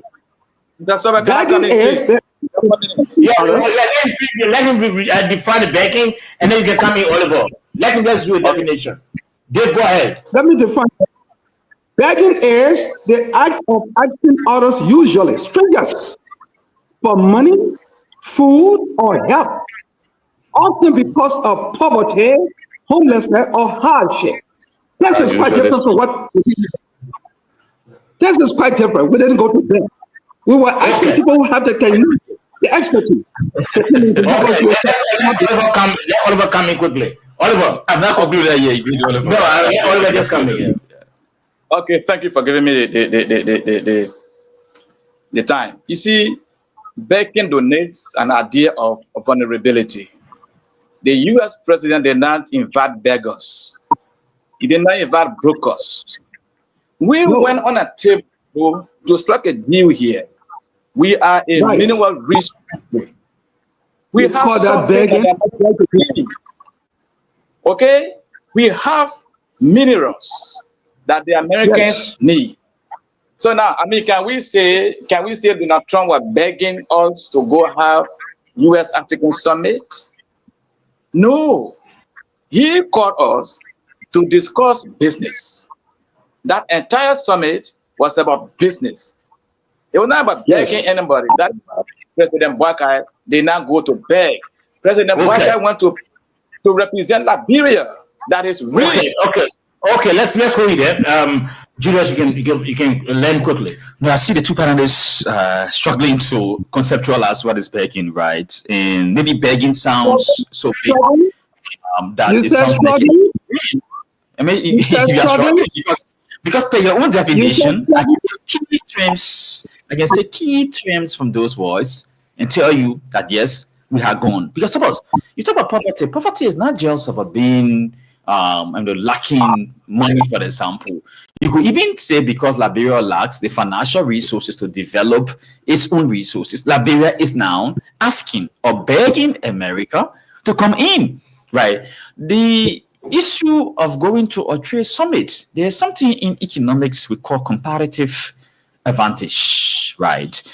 A nation could have expertise or resources in a specific resource, and that particular resource can only be explored or exploited by another nation that does not have. So in that sense, you come to the table to reach an agreement. In this case, the resources that Liberia has, right, they are not resources that are only tied to Liberia. Remember, America is trading with many different nations across the world. In fact, in the 1920s, for example, when Firestone came to Liberia, I mean, it was because America had explored in another country and they were finding some difficulties. They came to Liberia. Okay. But today, Firestone is not the only company that is producing latex that we call rubber, right? So obviously, President Boakai said something out, we're not taking into consideration. He went to sell the nation, right? To beg people to come and invest in the country. You can't sell the goods when you're now begging people to buy. Like, for example, you go to Waterside, for example, people beg you to buy from them, right? They are selling their goods and services to you. Okay. I mean, so we should not force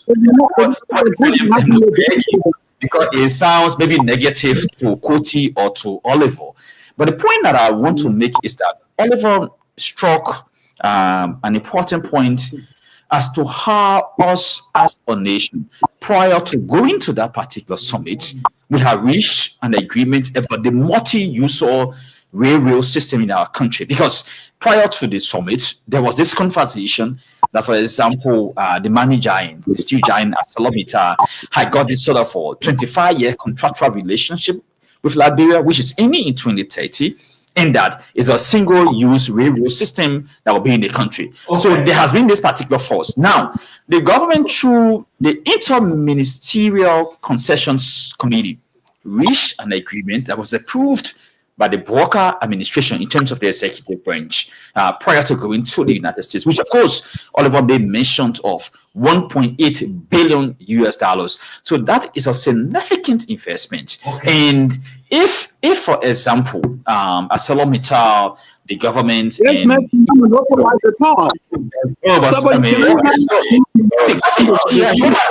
my time. Then when you talk about it, you say, but I'm not even lender.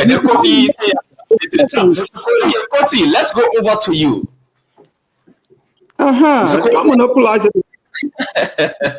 It's difficult to explain yourself. You are the one finding it very difficult to explain yourself.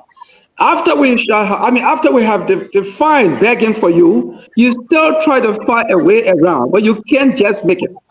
We did not go there to beg. Liberia did not get out of here by itself to go to America to tell. Okay, I think you clarify that. Let's be frank. Coming quickly. The word begging is being used in a denigrative form for the fact that the 5 or 6 countries met in a room to share their common businesses. Okay. Thank you. Trump wants Africa's natural resources to match with China. Africa wants President Trump's money. So even if you ask President Trump, say, look, as part of our marketing to you is I don't know the minerals that I have. I need your technology to help me know the quantity. It's not begging. In my view, it's not begging. It's part of the trade negotiation. It's part of the trade negotiation. It's President Trump has interest in our uranium, in our iron ore, in our bauxite, in our forest, in everything that we have here. Will not be an issue for them. They will set price tied to it. They will set price tied to it, and they will come to put. They will not come here free. Let's understand it this way. It's not begging. It's a humble plea. It's not even a humble plea. You know, it's part of the discussion. Let's try to go through. Just hold on. Let's try to go to the video quickly, and then we talk about this and then open lines later on. Quickly, let's listen to the video. The celebration of your 249th anniversary we did in Liberia at your embassy. Mr. President, we thank you for this opportunity to be here. Liberia is a longtime friend of the United States, and we believe in your policy of making America great again. And we also go a long way with you in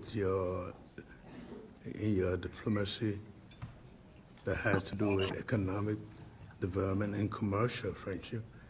Liberia has a lot of minerals, and one of the things we ask as good friends for a long time is the opportunity to do a survey of our minerals. Mm-hmm. And also we are committed to peace, and we've been very lucky within our region. We are a country that have had a series of democratic elections, and our country has been cooling down.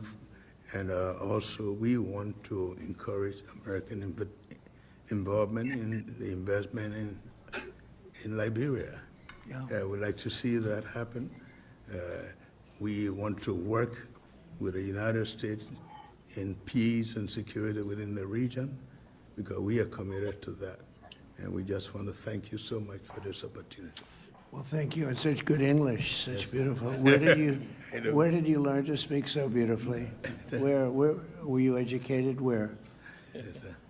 In Liberia. Yes, sir. Well, that's very interesting. It's beautiful English. Sure. I have people at this table can't speak nearly as well, Very and good, sir. they come from.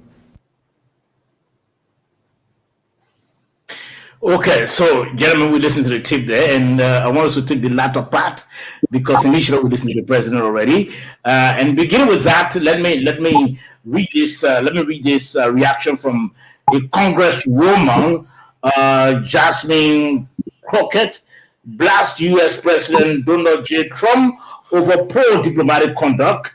Trump never, according to her, she said, Trump never misses an opportunity to be racist and wrong, and every day he finds a new way to be embarrassing.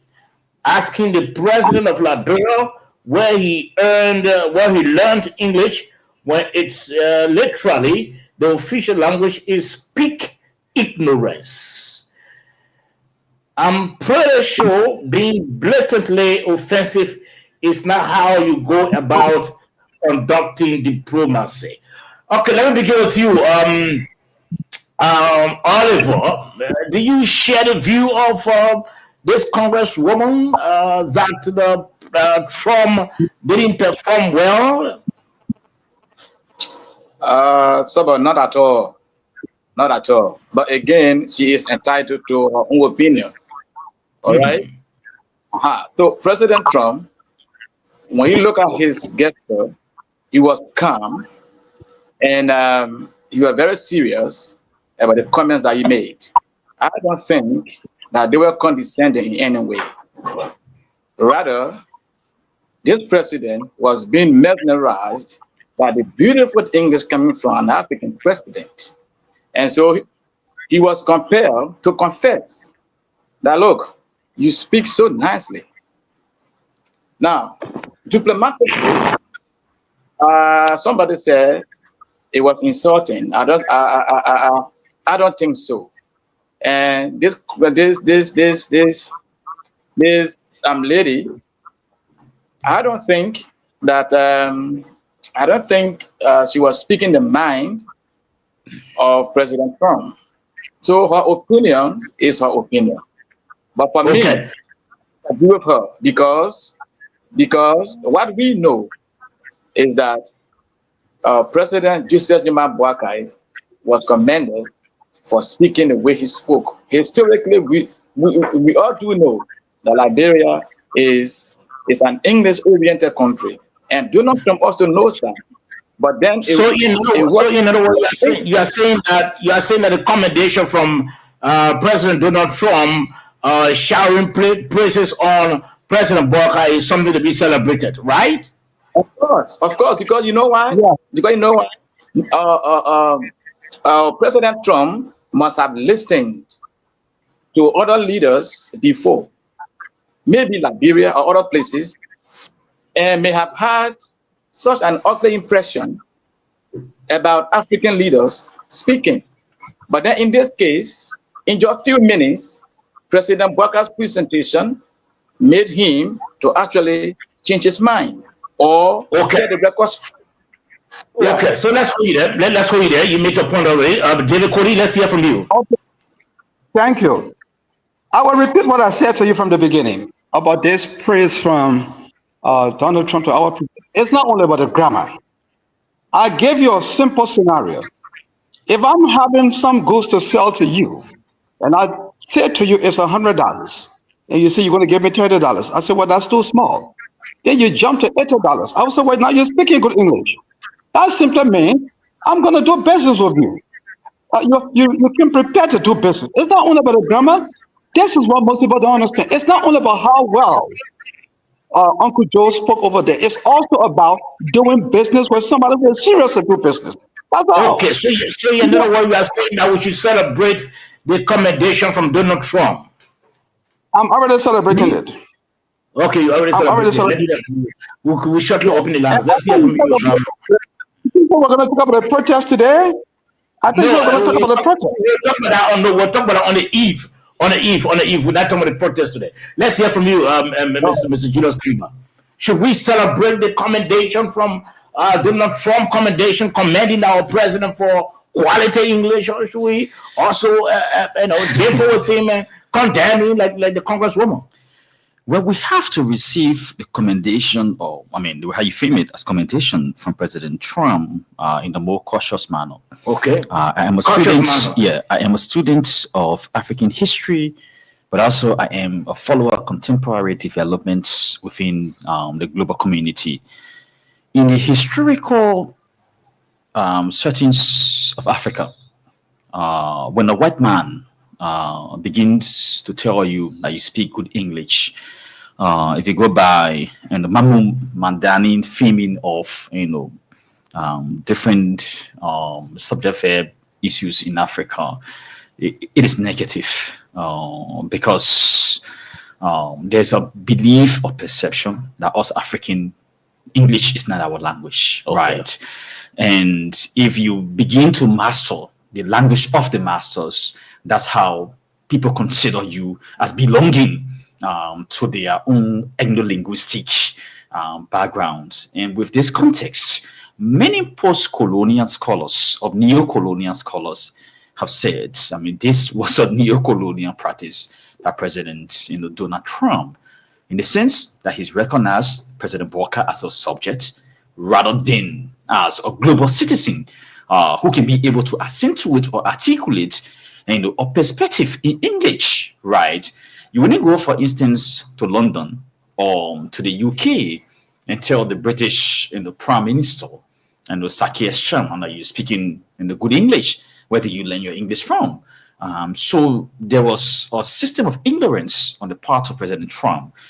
On the other hand, given that we know the predictability of unpredictability with Trump in terms of his commendation or his praise to President Walker, we can cautiously receive it, like Koti or Oliver have said, as a praise, because Trump was surprised to see somebody from a country that he does not know significantly about, because President Trump has mentioned Liberia, I think 2 or 3 different times prior to the summit, and all of the mentions were negative.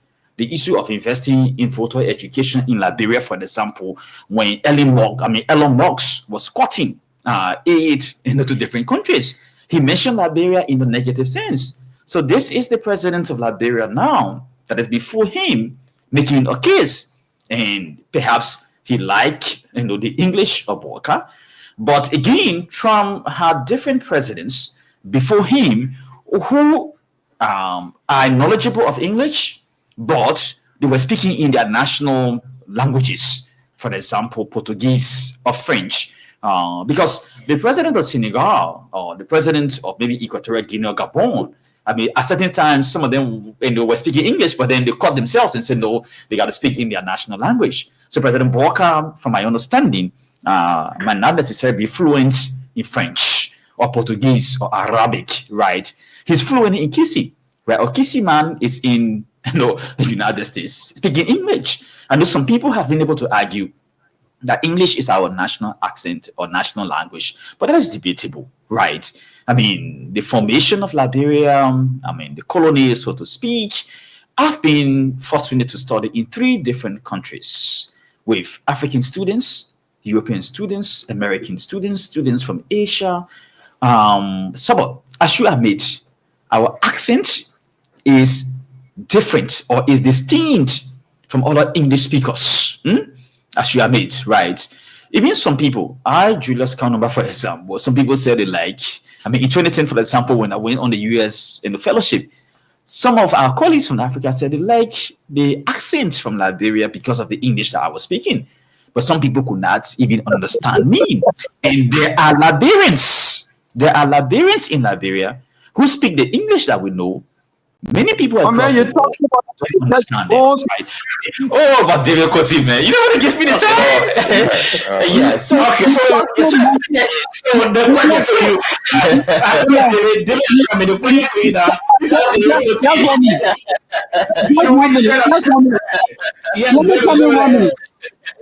the advice against Samuel Tua. The advice against Samuel Tua is what I'm going to give you now. Stop talking too much. You talk too long. Please take the time for me now. You went somewhere. I'm coming 1 minute. I'm coming 1 minute.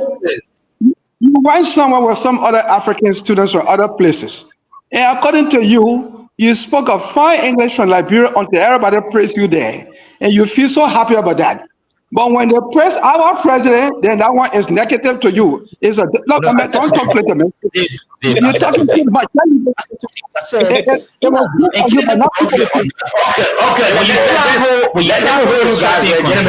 minute. Kennedy, come here quick. Gotta open the line. Yeah, so I want to clarify that the $500 million signed by the Gabonian leadership, Gabonian government, was not a government agreement.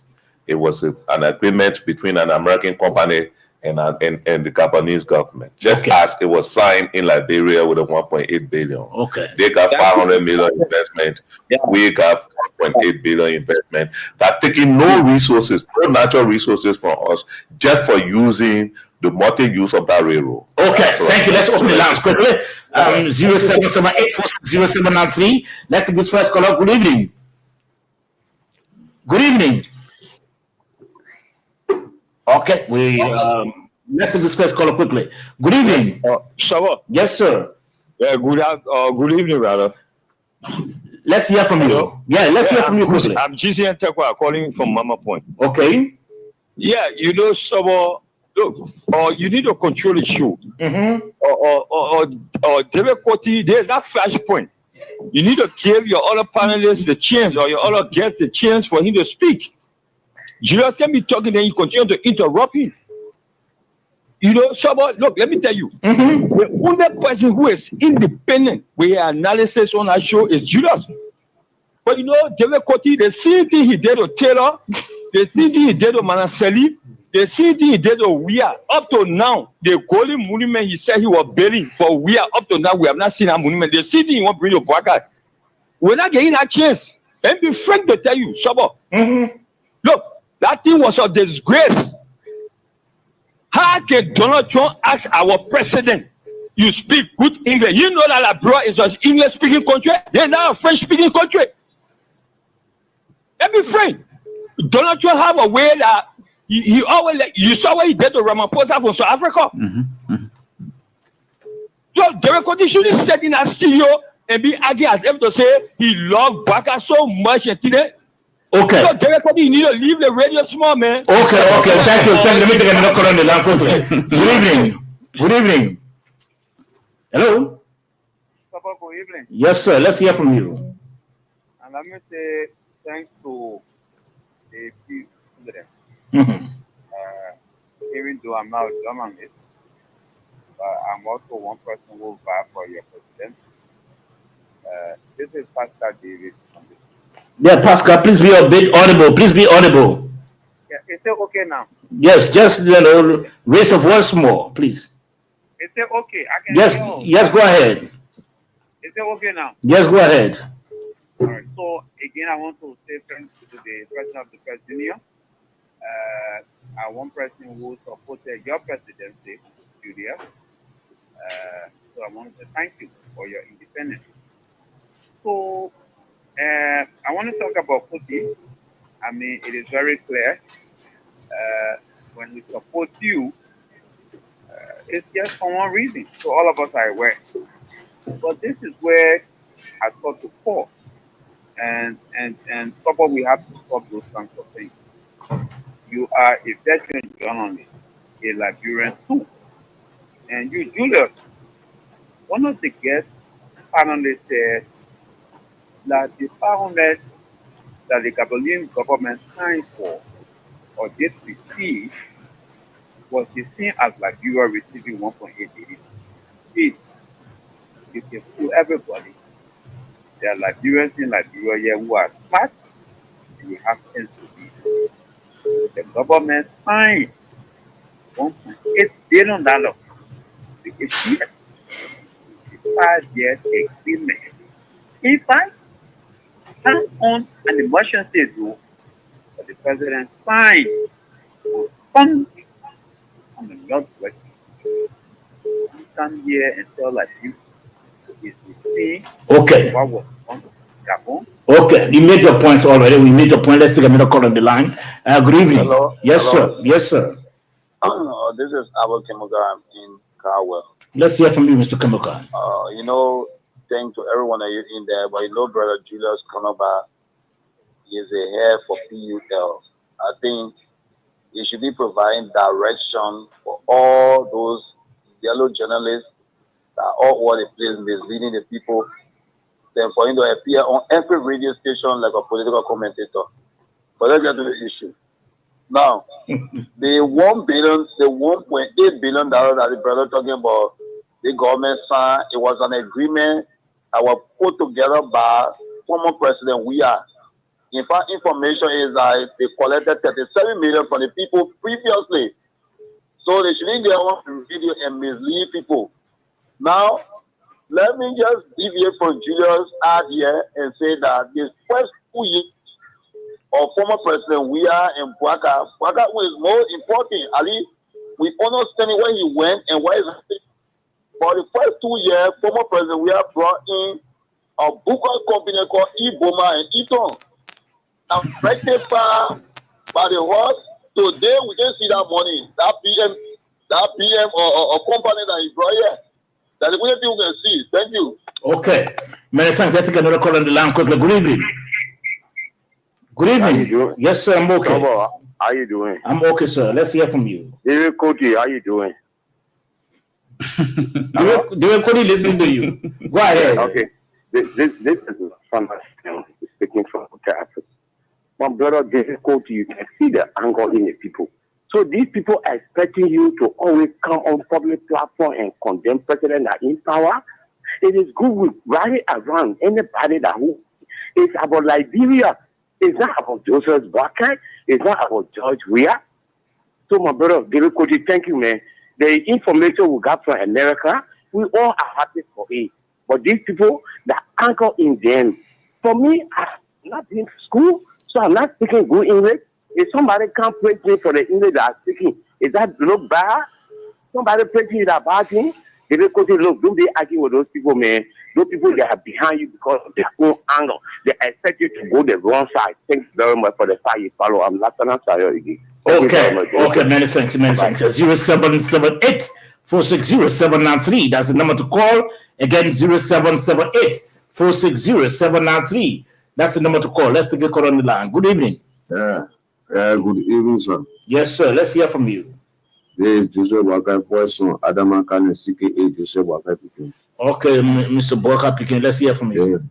And the problem here, the Koti saying something, but the Koti, even though he's supporting my power, but the Koti, all the president there, any president can support them. But anyway, thank you very much for you supporting my power. God will reward you, and God will reward the heaven. Like two brothers asked God for. One coming from hell, one coming from heaven. The one that coming from heaven are protection for the president. The one that coming from hell, anybody say bad thing about this government and you know you are there, you not do nothing. The one that coming from hell will block you. Fine, no, not lying. I'm not joking. That's what you are talking. Anybody say something that, particularly when you say something, give my back. That is what I'm talking so. Okay. Not joking. Don't think that you are joking so. You know what I say something, you will not know what rather coming from for you. Thank you very much. Okay. 0778 460 793. Let's take this call on the line quickly. Good evening. Hello? Yes, sir. Yeah, good evening. How you doing, sir? I'm okay. Let's hear from you quickly. Yeah, thank you for the show. I'm Abraham Kula and I'm joining you from Mama Point. Okay. Okay, let me say thank you to David Koji, who everybody black firing that he support every government. It's a good thing that he support every government. And one thing I want for Liberian people to know, I was in elementary, the first time I came from school and I listened to former President Ferry speaking. That was the day I ever decided to join the United Party. When I listened to her, I felt like a leader was speaking. Other people were around here yesterday when they go outside and represent us, we can bring our faces down because we knew that the presentation outside there never represent us. So when Boakai goes to America and Donald Trump say that Boakai speaks good English, it's a fact for Liberian people. So people might be telling David Koji that he support every government that you are Liberian. And when Boakai leaving the country to go to America, say Liberian head of state, he say United Party president. Thank you. Okay. 0778 460 793. That's the number to call. Again, 0778 460 793. That's the number to call, and you're live on the nighttime heat. Or better still, you can call the Lone Star line. Let's take this call on the line quickly. Good evening. Good evening. Yes, sir. Yes, sir. Yes, this is Emmanuel TV. Okay. Let me see how all of the families in my own home. For me, you see the last you don't support people like that. That will be this thing. Whether you get or you don't get that this thing. Now, people last year, you like very common now. Everybody, very common. Ministry of Transport, very common. Keke Rara, very common. Texas Rara, very common. So we extend the you get director ticket. They share with all the people in traffic. So sometimes when you do things, you have a feeling about tomorrow that people will judge you by your attitude or things like this. So Papa, I beg you what you're doing. Please, you supporting Boakai. You support the Unity Party. This second time coming to the Unity Party. So that continue on our land. Kumi will not win tomorrow. Kumi that your nephew or your first person will not be correct. Or we are now we are your brother. Will not be correct. So please speak with Waka. I won't worry. Okay. Thank you so much. Thank you. Let's take another call on the line quickly. Good evening. Good evening. Yes, sir. Let's hear from you. My name is Patrick P. calling from Business Week. Okay, Patrick, let's hear from you. I want to say kudos to the colleagues in the studio there. At least in there to represent the president of the country, they represent the president. Because sometimes we will be honest with ourselves in the country. If we have dialogues that go out to represent the country, that even the American president says that we speak good English, is a plus for us in the country. Instead of they interpret it a different way, just to support the image of the country. And my question go to Judo Calvas in the studio there. In talk show now or in the person of the president of the country. Because every radio station now is becoming a talk show host, that every radio station, every appear on radio station to be a talk show. I thought you are there to regulate the guideline of the president of this country, the president. Okay, he will answer you. 0778-460-793. That's the number to call. 0778-460-793. Good evening. Hello. Good evening. Yes, sir. Let's hear from you. I'm Emmanuel Thompson. Okay. Yeah, calling from Brazil. Okay, let's hear from you. Yeah, I want to tell the president thank you for the great step in take. Because at least this year we don't hear climate change from it. Other past president, every year climate change. At least we are making progress. Now, Paga is placed in the United States. But before, every time George we are going on there is climate change. Thank you for the show, like we're moving forward. Okay, thank you too for calling. Let's take another call on the line quickly. Good evening. Okay. Good evening. Hello? Hello? Yes, sir. Let's hear from you. Okay, my name is Status Kamara, calling you from Bapulu. Okay, from Bapulu. Let's hear from you. Okay, I want to thank the studio guests, and I want to appreciate the president traveling to America in his summit. But look, let me tell you something. Patriotic live by politics. So every state here is making new friendship to do new things in Liberia. And I want to tell you thank you for that. Our president going to the summit, and Donald Trump is an educated man. Waka is an educated man. Liberia is a English-speaking country. For God's sake in heaven, my people. Our president finished addressing, I know, his speech there. Rather way Donald Trump tell you say you can speak good English, and where do you learn the English from? My people, we should not celebrate that. That is a complete disgrace to all. So you want to tell me Donald Trump was thinking that Bagana would not able to speak English? Now what you mean? You know how long Bagana said in government, you know what kind of education Bagana achieved? Donald Trump added power to all. So when the Liberia was there, Donald Trump added power to our president, then me that Liberia was just going to the over there. Thank you, my brother. Okay, many thanks also. 0778, let's take this other call on the line. Good evening. Hello? Yes, sir. Let's hear from you. Yeah, this is Sam Zubi of Okinta. Okay. First of all, thank and appreciation for this program. And thanks to our president who wants to represent us. It's to us that that is the key to understand the president. The former president of the United States, George Bush, came to Liberia. He said, we're not educated. So he gave up capital.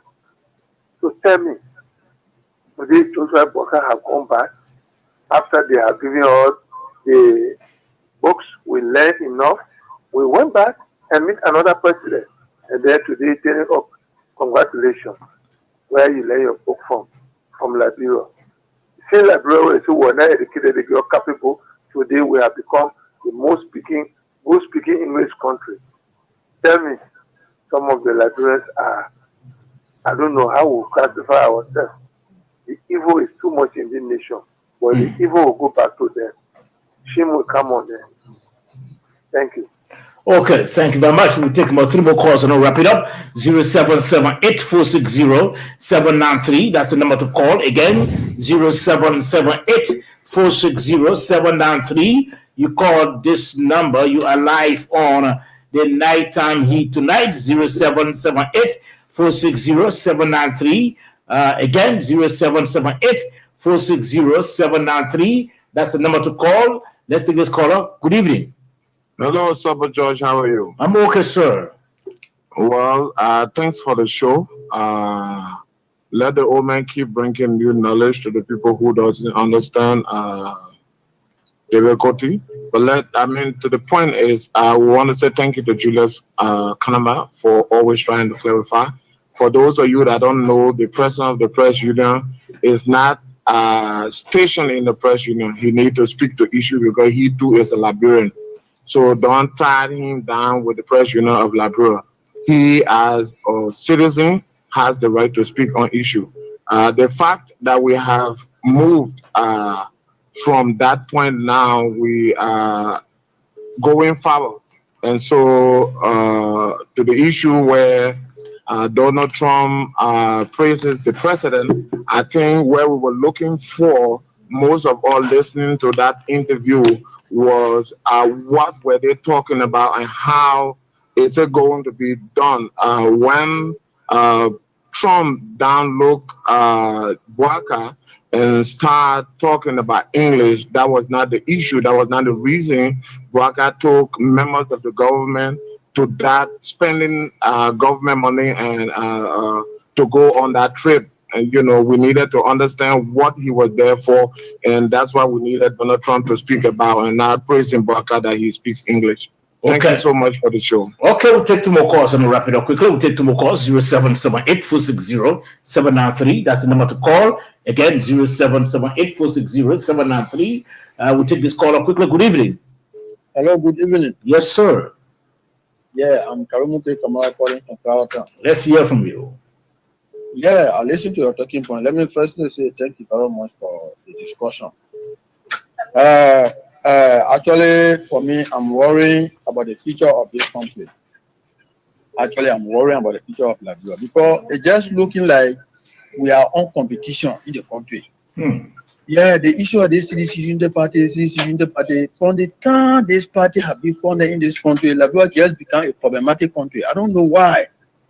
So, my advice here to the Liberians, let us observe between the 2 political parties, which one is more problematic so we can get rid of one. So let the country go forward. Thank you very much. Okay, let's take the last caller quickly. 0778-460-793. Again, 0778-460-793. That's the number to call.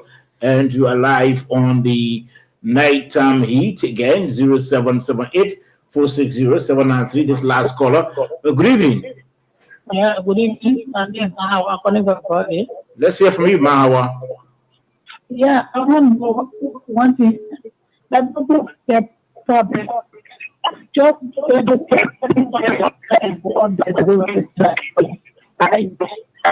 end of the day, and the man said it, Donald said it on the door. He said he speaks well. He said I have some people on the table. They don't even speak the English. So he says about age, he speaks well English. So it's not bad for the man who praise your president. Everything on the bucket doing the government, everything will be criticized because the country is divided. Okay. When the country is divided, that's what's happening. When the country is not divided, your president will represent you. Then they praise him, they say he speaks well. I thought it's so they are proud of like because the other man said it, he said, George Geokabebo. His people tried to tell us that Liberia was not educated. Then at this time around, your president voted. They say what it's still good. It's not a part of Liberia. I'm probably have to work in the country. Okay. Many thanks. We're not taking additional calls. Many thanks. Let's try to go around the table. First to speak with Mr. Oliver Wisa-Sinin, an educator, Liberian educator from the UAE. Let's hear from you, your reaction and your parting comment.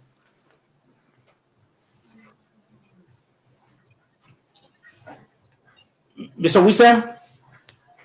It seems like you are muted. Mr. Wilson. Yes, okay. Are you hearing me now? Yes, I'm hearing you. All right. I was just saying thank you to the many callers and for their inputs. And also thanks to the listening audience.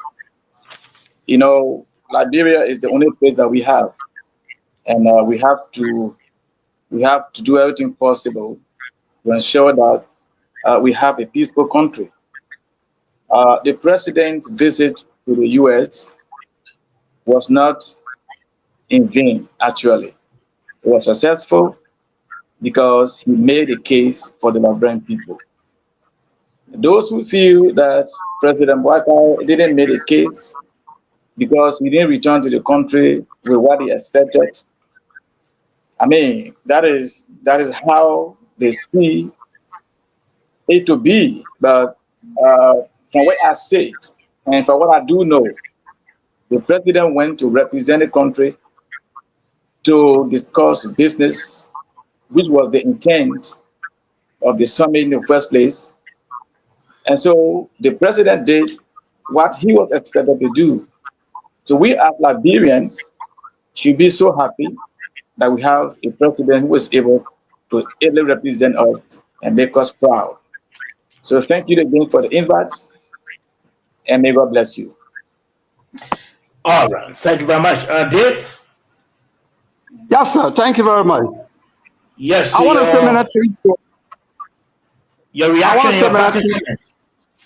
Yeah, okay. I want to say many things to all of the callers, but let me address one or two things quickly. To the first caller, you said that I should give people a chance to talk and all those kind of things. Look, this program is called a nighttime heat and not a nighttime church. Remember that. The nighttime heat. Heat will always be here. It's not a church, not a choir. No. Number two, I hear some people telling me that I'm a regime collaborator. Yes, I am, and I'm proud of that. And let me repeat here, I'm proud of that. I will work with every government. But when I support you and you mess up, when I support you and you think the people that you lead are a bunch of fools, then we can make it. We will split. This is what has been happening. I will support every government. I have my friend, my good friend, Pascal, and let me make this clear. I'm not looking for a job. I'm 72 years old. I work for government for 37 years, and I'm sitting pretty. Pascal, you said I can join political party. I mean, I support president for one thing. I don't know that one thing. You should have mentioned it. I thank God that you've been to my home before. You've been here 1 or 2 times. You know where I live. Like I told you, I did not support Wea because I was looking for a job. I'm not supporting Omer Baraka because I'm too old not to work. Oh yes, I'm 72 years old. I work for government for 37 years. So if you are telling people I work for, I support people for one thing. Make a consultant at the mansion. No, I'm not a consultant there. No, I'm not looking for anything. That job will give you a consultant. You don't have to go to work every day. Okay, but I don't want to tell you what happened in the past when Ellen, but it's anyway, let me leave all that one there. I just want to tell my good friends out there, especially Pascal, you've been to my home, and I said something the other time on the radio. I will repeat it today. I built my property here, costing over $500,000 before George Weah became president. And I was honored by the LRA as the highest taxpayer in Liberia in 2017 before George Weah became president. I'm not looking for a job for anybody. I will support every president. But when you mess up, my friend, we will not make it. When we give you power, respect us. Don't build 37 condominiums in 7 days or 1 week or 2 years. Look, David, we'll hold you there. We gotta go. Let's hear from you. Y'all leave me alone. Yeah, we'll leave you alone. We gotta go. Mr. Koluba, Julius, Koluba, let's hear from you quickly. Well, I'd like to say thanks to all of the callers for all of the salient in the points that they've been able to articulate. I'd just like to give some historical basis on some of the comments that we made. Between 2007 and 2025, all Liberian presidents and some Liberian vice presidents, or one Liberian vice president, has met all American presidents. And between that particular period up to now, none of the American presidents said Liberia, and we speak good English, or we have a beautiful language. From President George Bush Jr., who President Ellen Johnson Sirleaf met, to President Barack Obama, who President Ellen Johnson Sirleaf and Joseph Walker. In fact, Joseph Walker met the President Barack Obama at the height of the Ebola crisis in 2014. We've also had instances where President George Weah met President Joe Biden. He met President Donald Trump, I think, at an event that was not a formal occasion.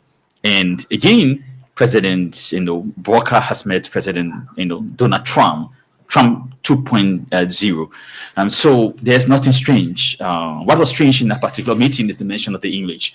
In fact, all previous Liberian presidents, most of them, they speak standard English. President Sirleaf was one of the best. President Charles Taylor, for example, although he was not a favorite of the Americans, so to speak, he also speaks good English. President Walker, many of the callers have said, somebody who is native in English. And so, I mean, we have to be careful with some of the praises that we get. In terms of the role or roles of the leadership of the PUL, I mean, the presidents of the union, I mean, I'm not just jumping from studio to studio, right? We get invitation. And for us, we promote freedom of speech and expression, which is critical. So some of the callers who mentioned the point as to whether I am a political commentator, whosoever. Yes, I mean, I consider myself a political commentator. I got education in politics. I am a student of politics. I'm a student of development. I mean, by student, I'm not just saying ordinary student, but an analyst and a specialist in some of these subject matter. So I have a right, like you, to comment on issues. My analysis, you can take it, you can disagree. Let's about. I mean, you had a popular show when we were working the Star Radio, I beg to differ. When you really begging, for example, you were asking to disagree with somebody. I mean, so the issue of begging and asking or pleading, like you use it, I mean, we can use it differently. Some of the callers raised some substantive points that I would like us. I know you don't have the time now. I mean, it's a 1 minute. I mean, I'm just trying to go to some of the points because I marked them down. In terms of providing direction for journalists, right? Journalists are analysts within society. They will have to analyze things critically so that the society as a whole can be informed. So Albert Kemoka, I mean, we are not just here because we are here. I mean, I should be sleeping at the particular time, but because I feel that, yes, it's an important platform, that's what I came. And when you mention the issue of presidents, we are signing different contracts in his first year. I mean, President Walker also did it. The issue of the yellow machine, for instance, is something that people did comparison with the Eboma or whatsoever deals that President Weah struck, right? I mean, so for us as students or analysts of comparative politics, we are very, very careful in terms of what we compare. I mean, why we compare some of these things, and I mean, we have to be substantive. In terms of, I think Emmanuel, I mean, one of our colleagues, I mean, I did not get the name, but I suspect because of the voice that it is Emmanuel Tobe. I mean, he struck some very, salient points where, well, the issue is President Walker did not go to the United States to be praised for his English speaking. I mean, that was something that just came as a surprise. Even President Walker, if you watch the video, he was surprised, he was smiling to the extent that that one of the questions President Trump asked, you could see that President Walker did not respond to it until President Trump said, "Where did you go to school?" In Liberia. Then he said it. So yes, it's part of the national narrative or conversation. Let's keep having some of these in the conversation. And the final point I would like to strike is that the success or failure of this particular trip will lie in the tangibles, as Mr. Oliver, your other guest, has said. What will come up between now and the end of the Joseph Walker administration? Because one summit, one meeting cannot be as one of your previous discussing say on the issue. I think Samuel Jackson, that it was a good deal. Well, the outcome should be reflected in the lives of the people, in the transformation of the country. Thank you, Julius Kalaba. Let's try to reference some of our viewers before go to fill us. Daveni Fair, he said, watching from Benson Street, Siliki Traore, they didn't say. Ophelia George from Washington from home. Shadrach Gwaning from Yekipa Nimakari. Adolphus Bossman Morris, didn't say from where. Gabriel, the rescue blogger from Dupu Road. Adolphus Bar from home. Amara Esako Kamara from Famous Island, New Georgia Estate. Mohammed Touré from Lofa County. Benjamin Robertson Mambo from GS0 Pinzu City. Koti Peewee from Bassa Community. He's been watching Hilton with the Jadio, been watching from Sano County. Roberto Richards from Louisville. Solomon Pay from Kakata District number 3. Stephen Brown, didn't say. Ernest Johnson, didn't say. Okay, Ernest said he's watching from Ganta Nima County. G. Alberto Cabia, didn't say. Sla WK, didn't say, and others. Well, gentlemen, let me thank you all of you for coming. Mr. David Cody, thank you very much for coming. Okay. Also, to all of our panelists, our guests, thank you for coming. Our producers as well will be here. That is on Wednesday for another fascinating edition of the program. Until then, Sabo George is my name. Have a pleasant night. Thank you so much, and bye.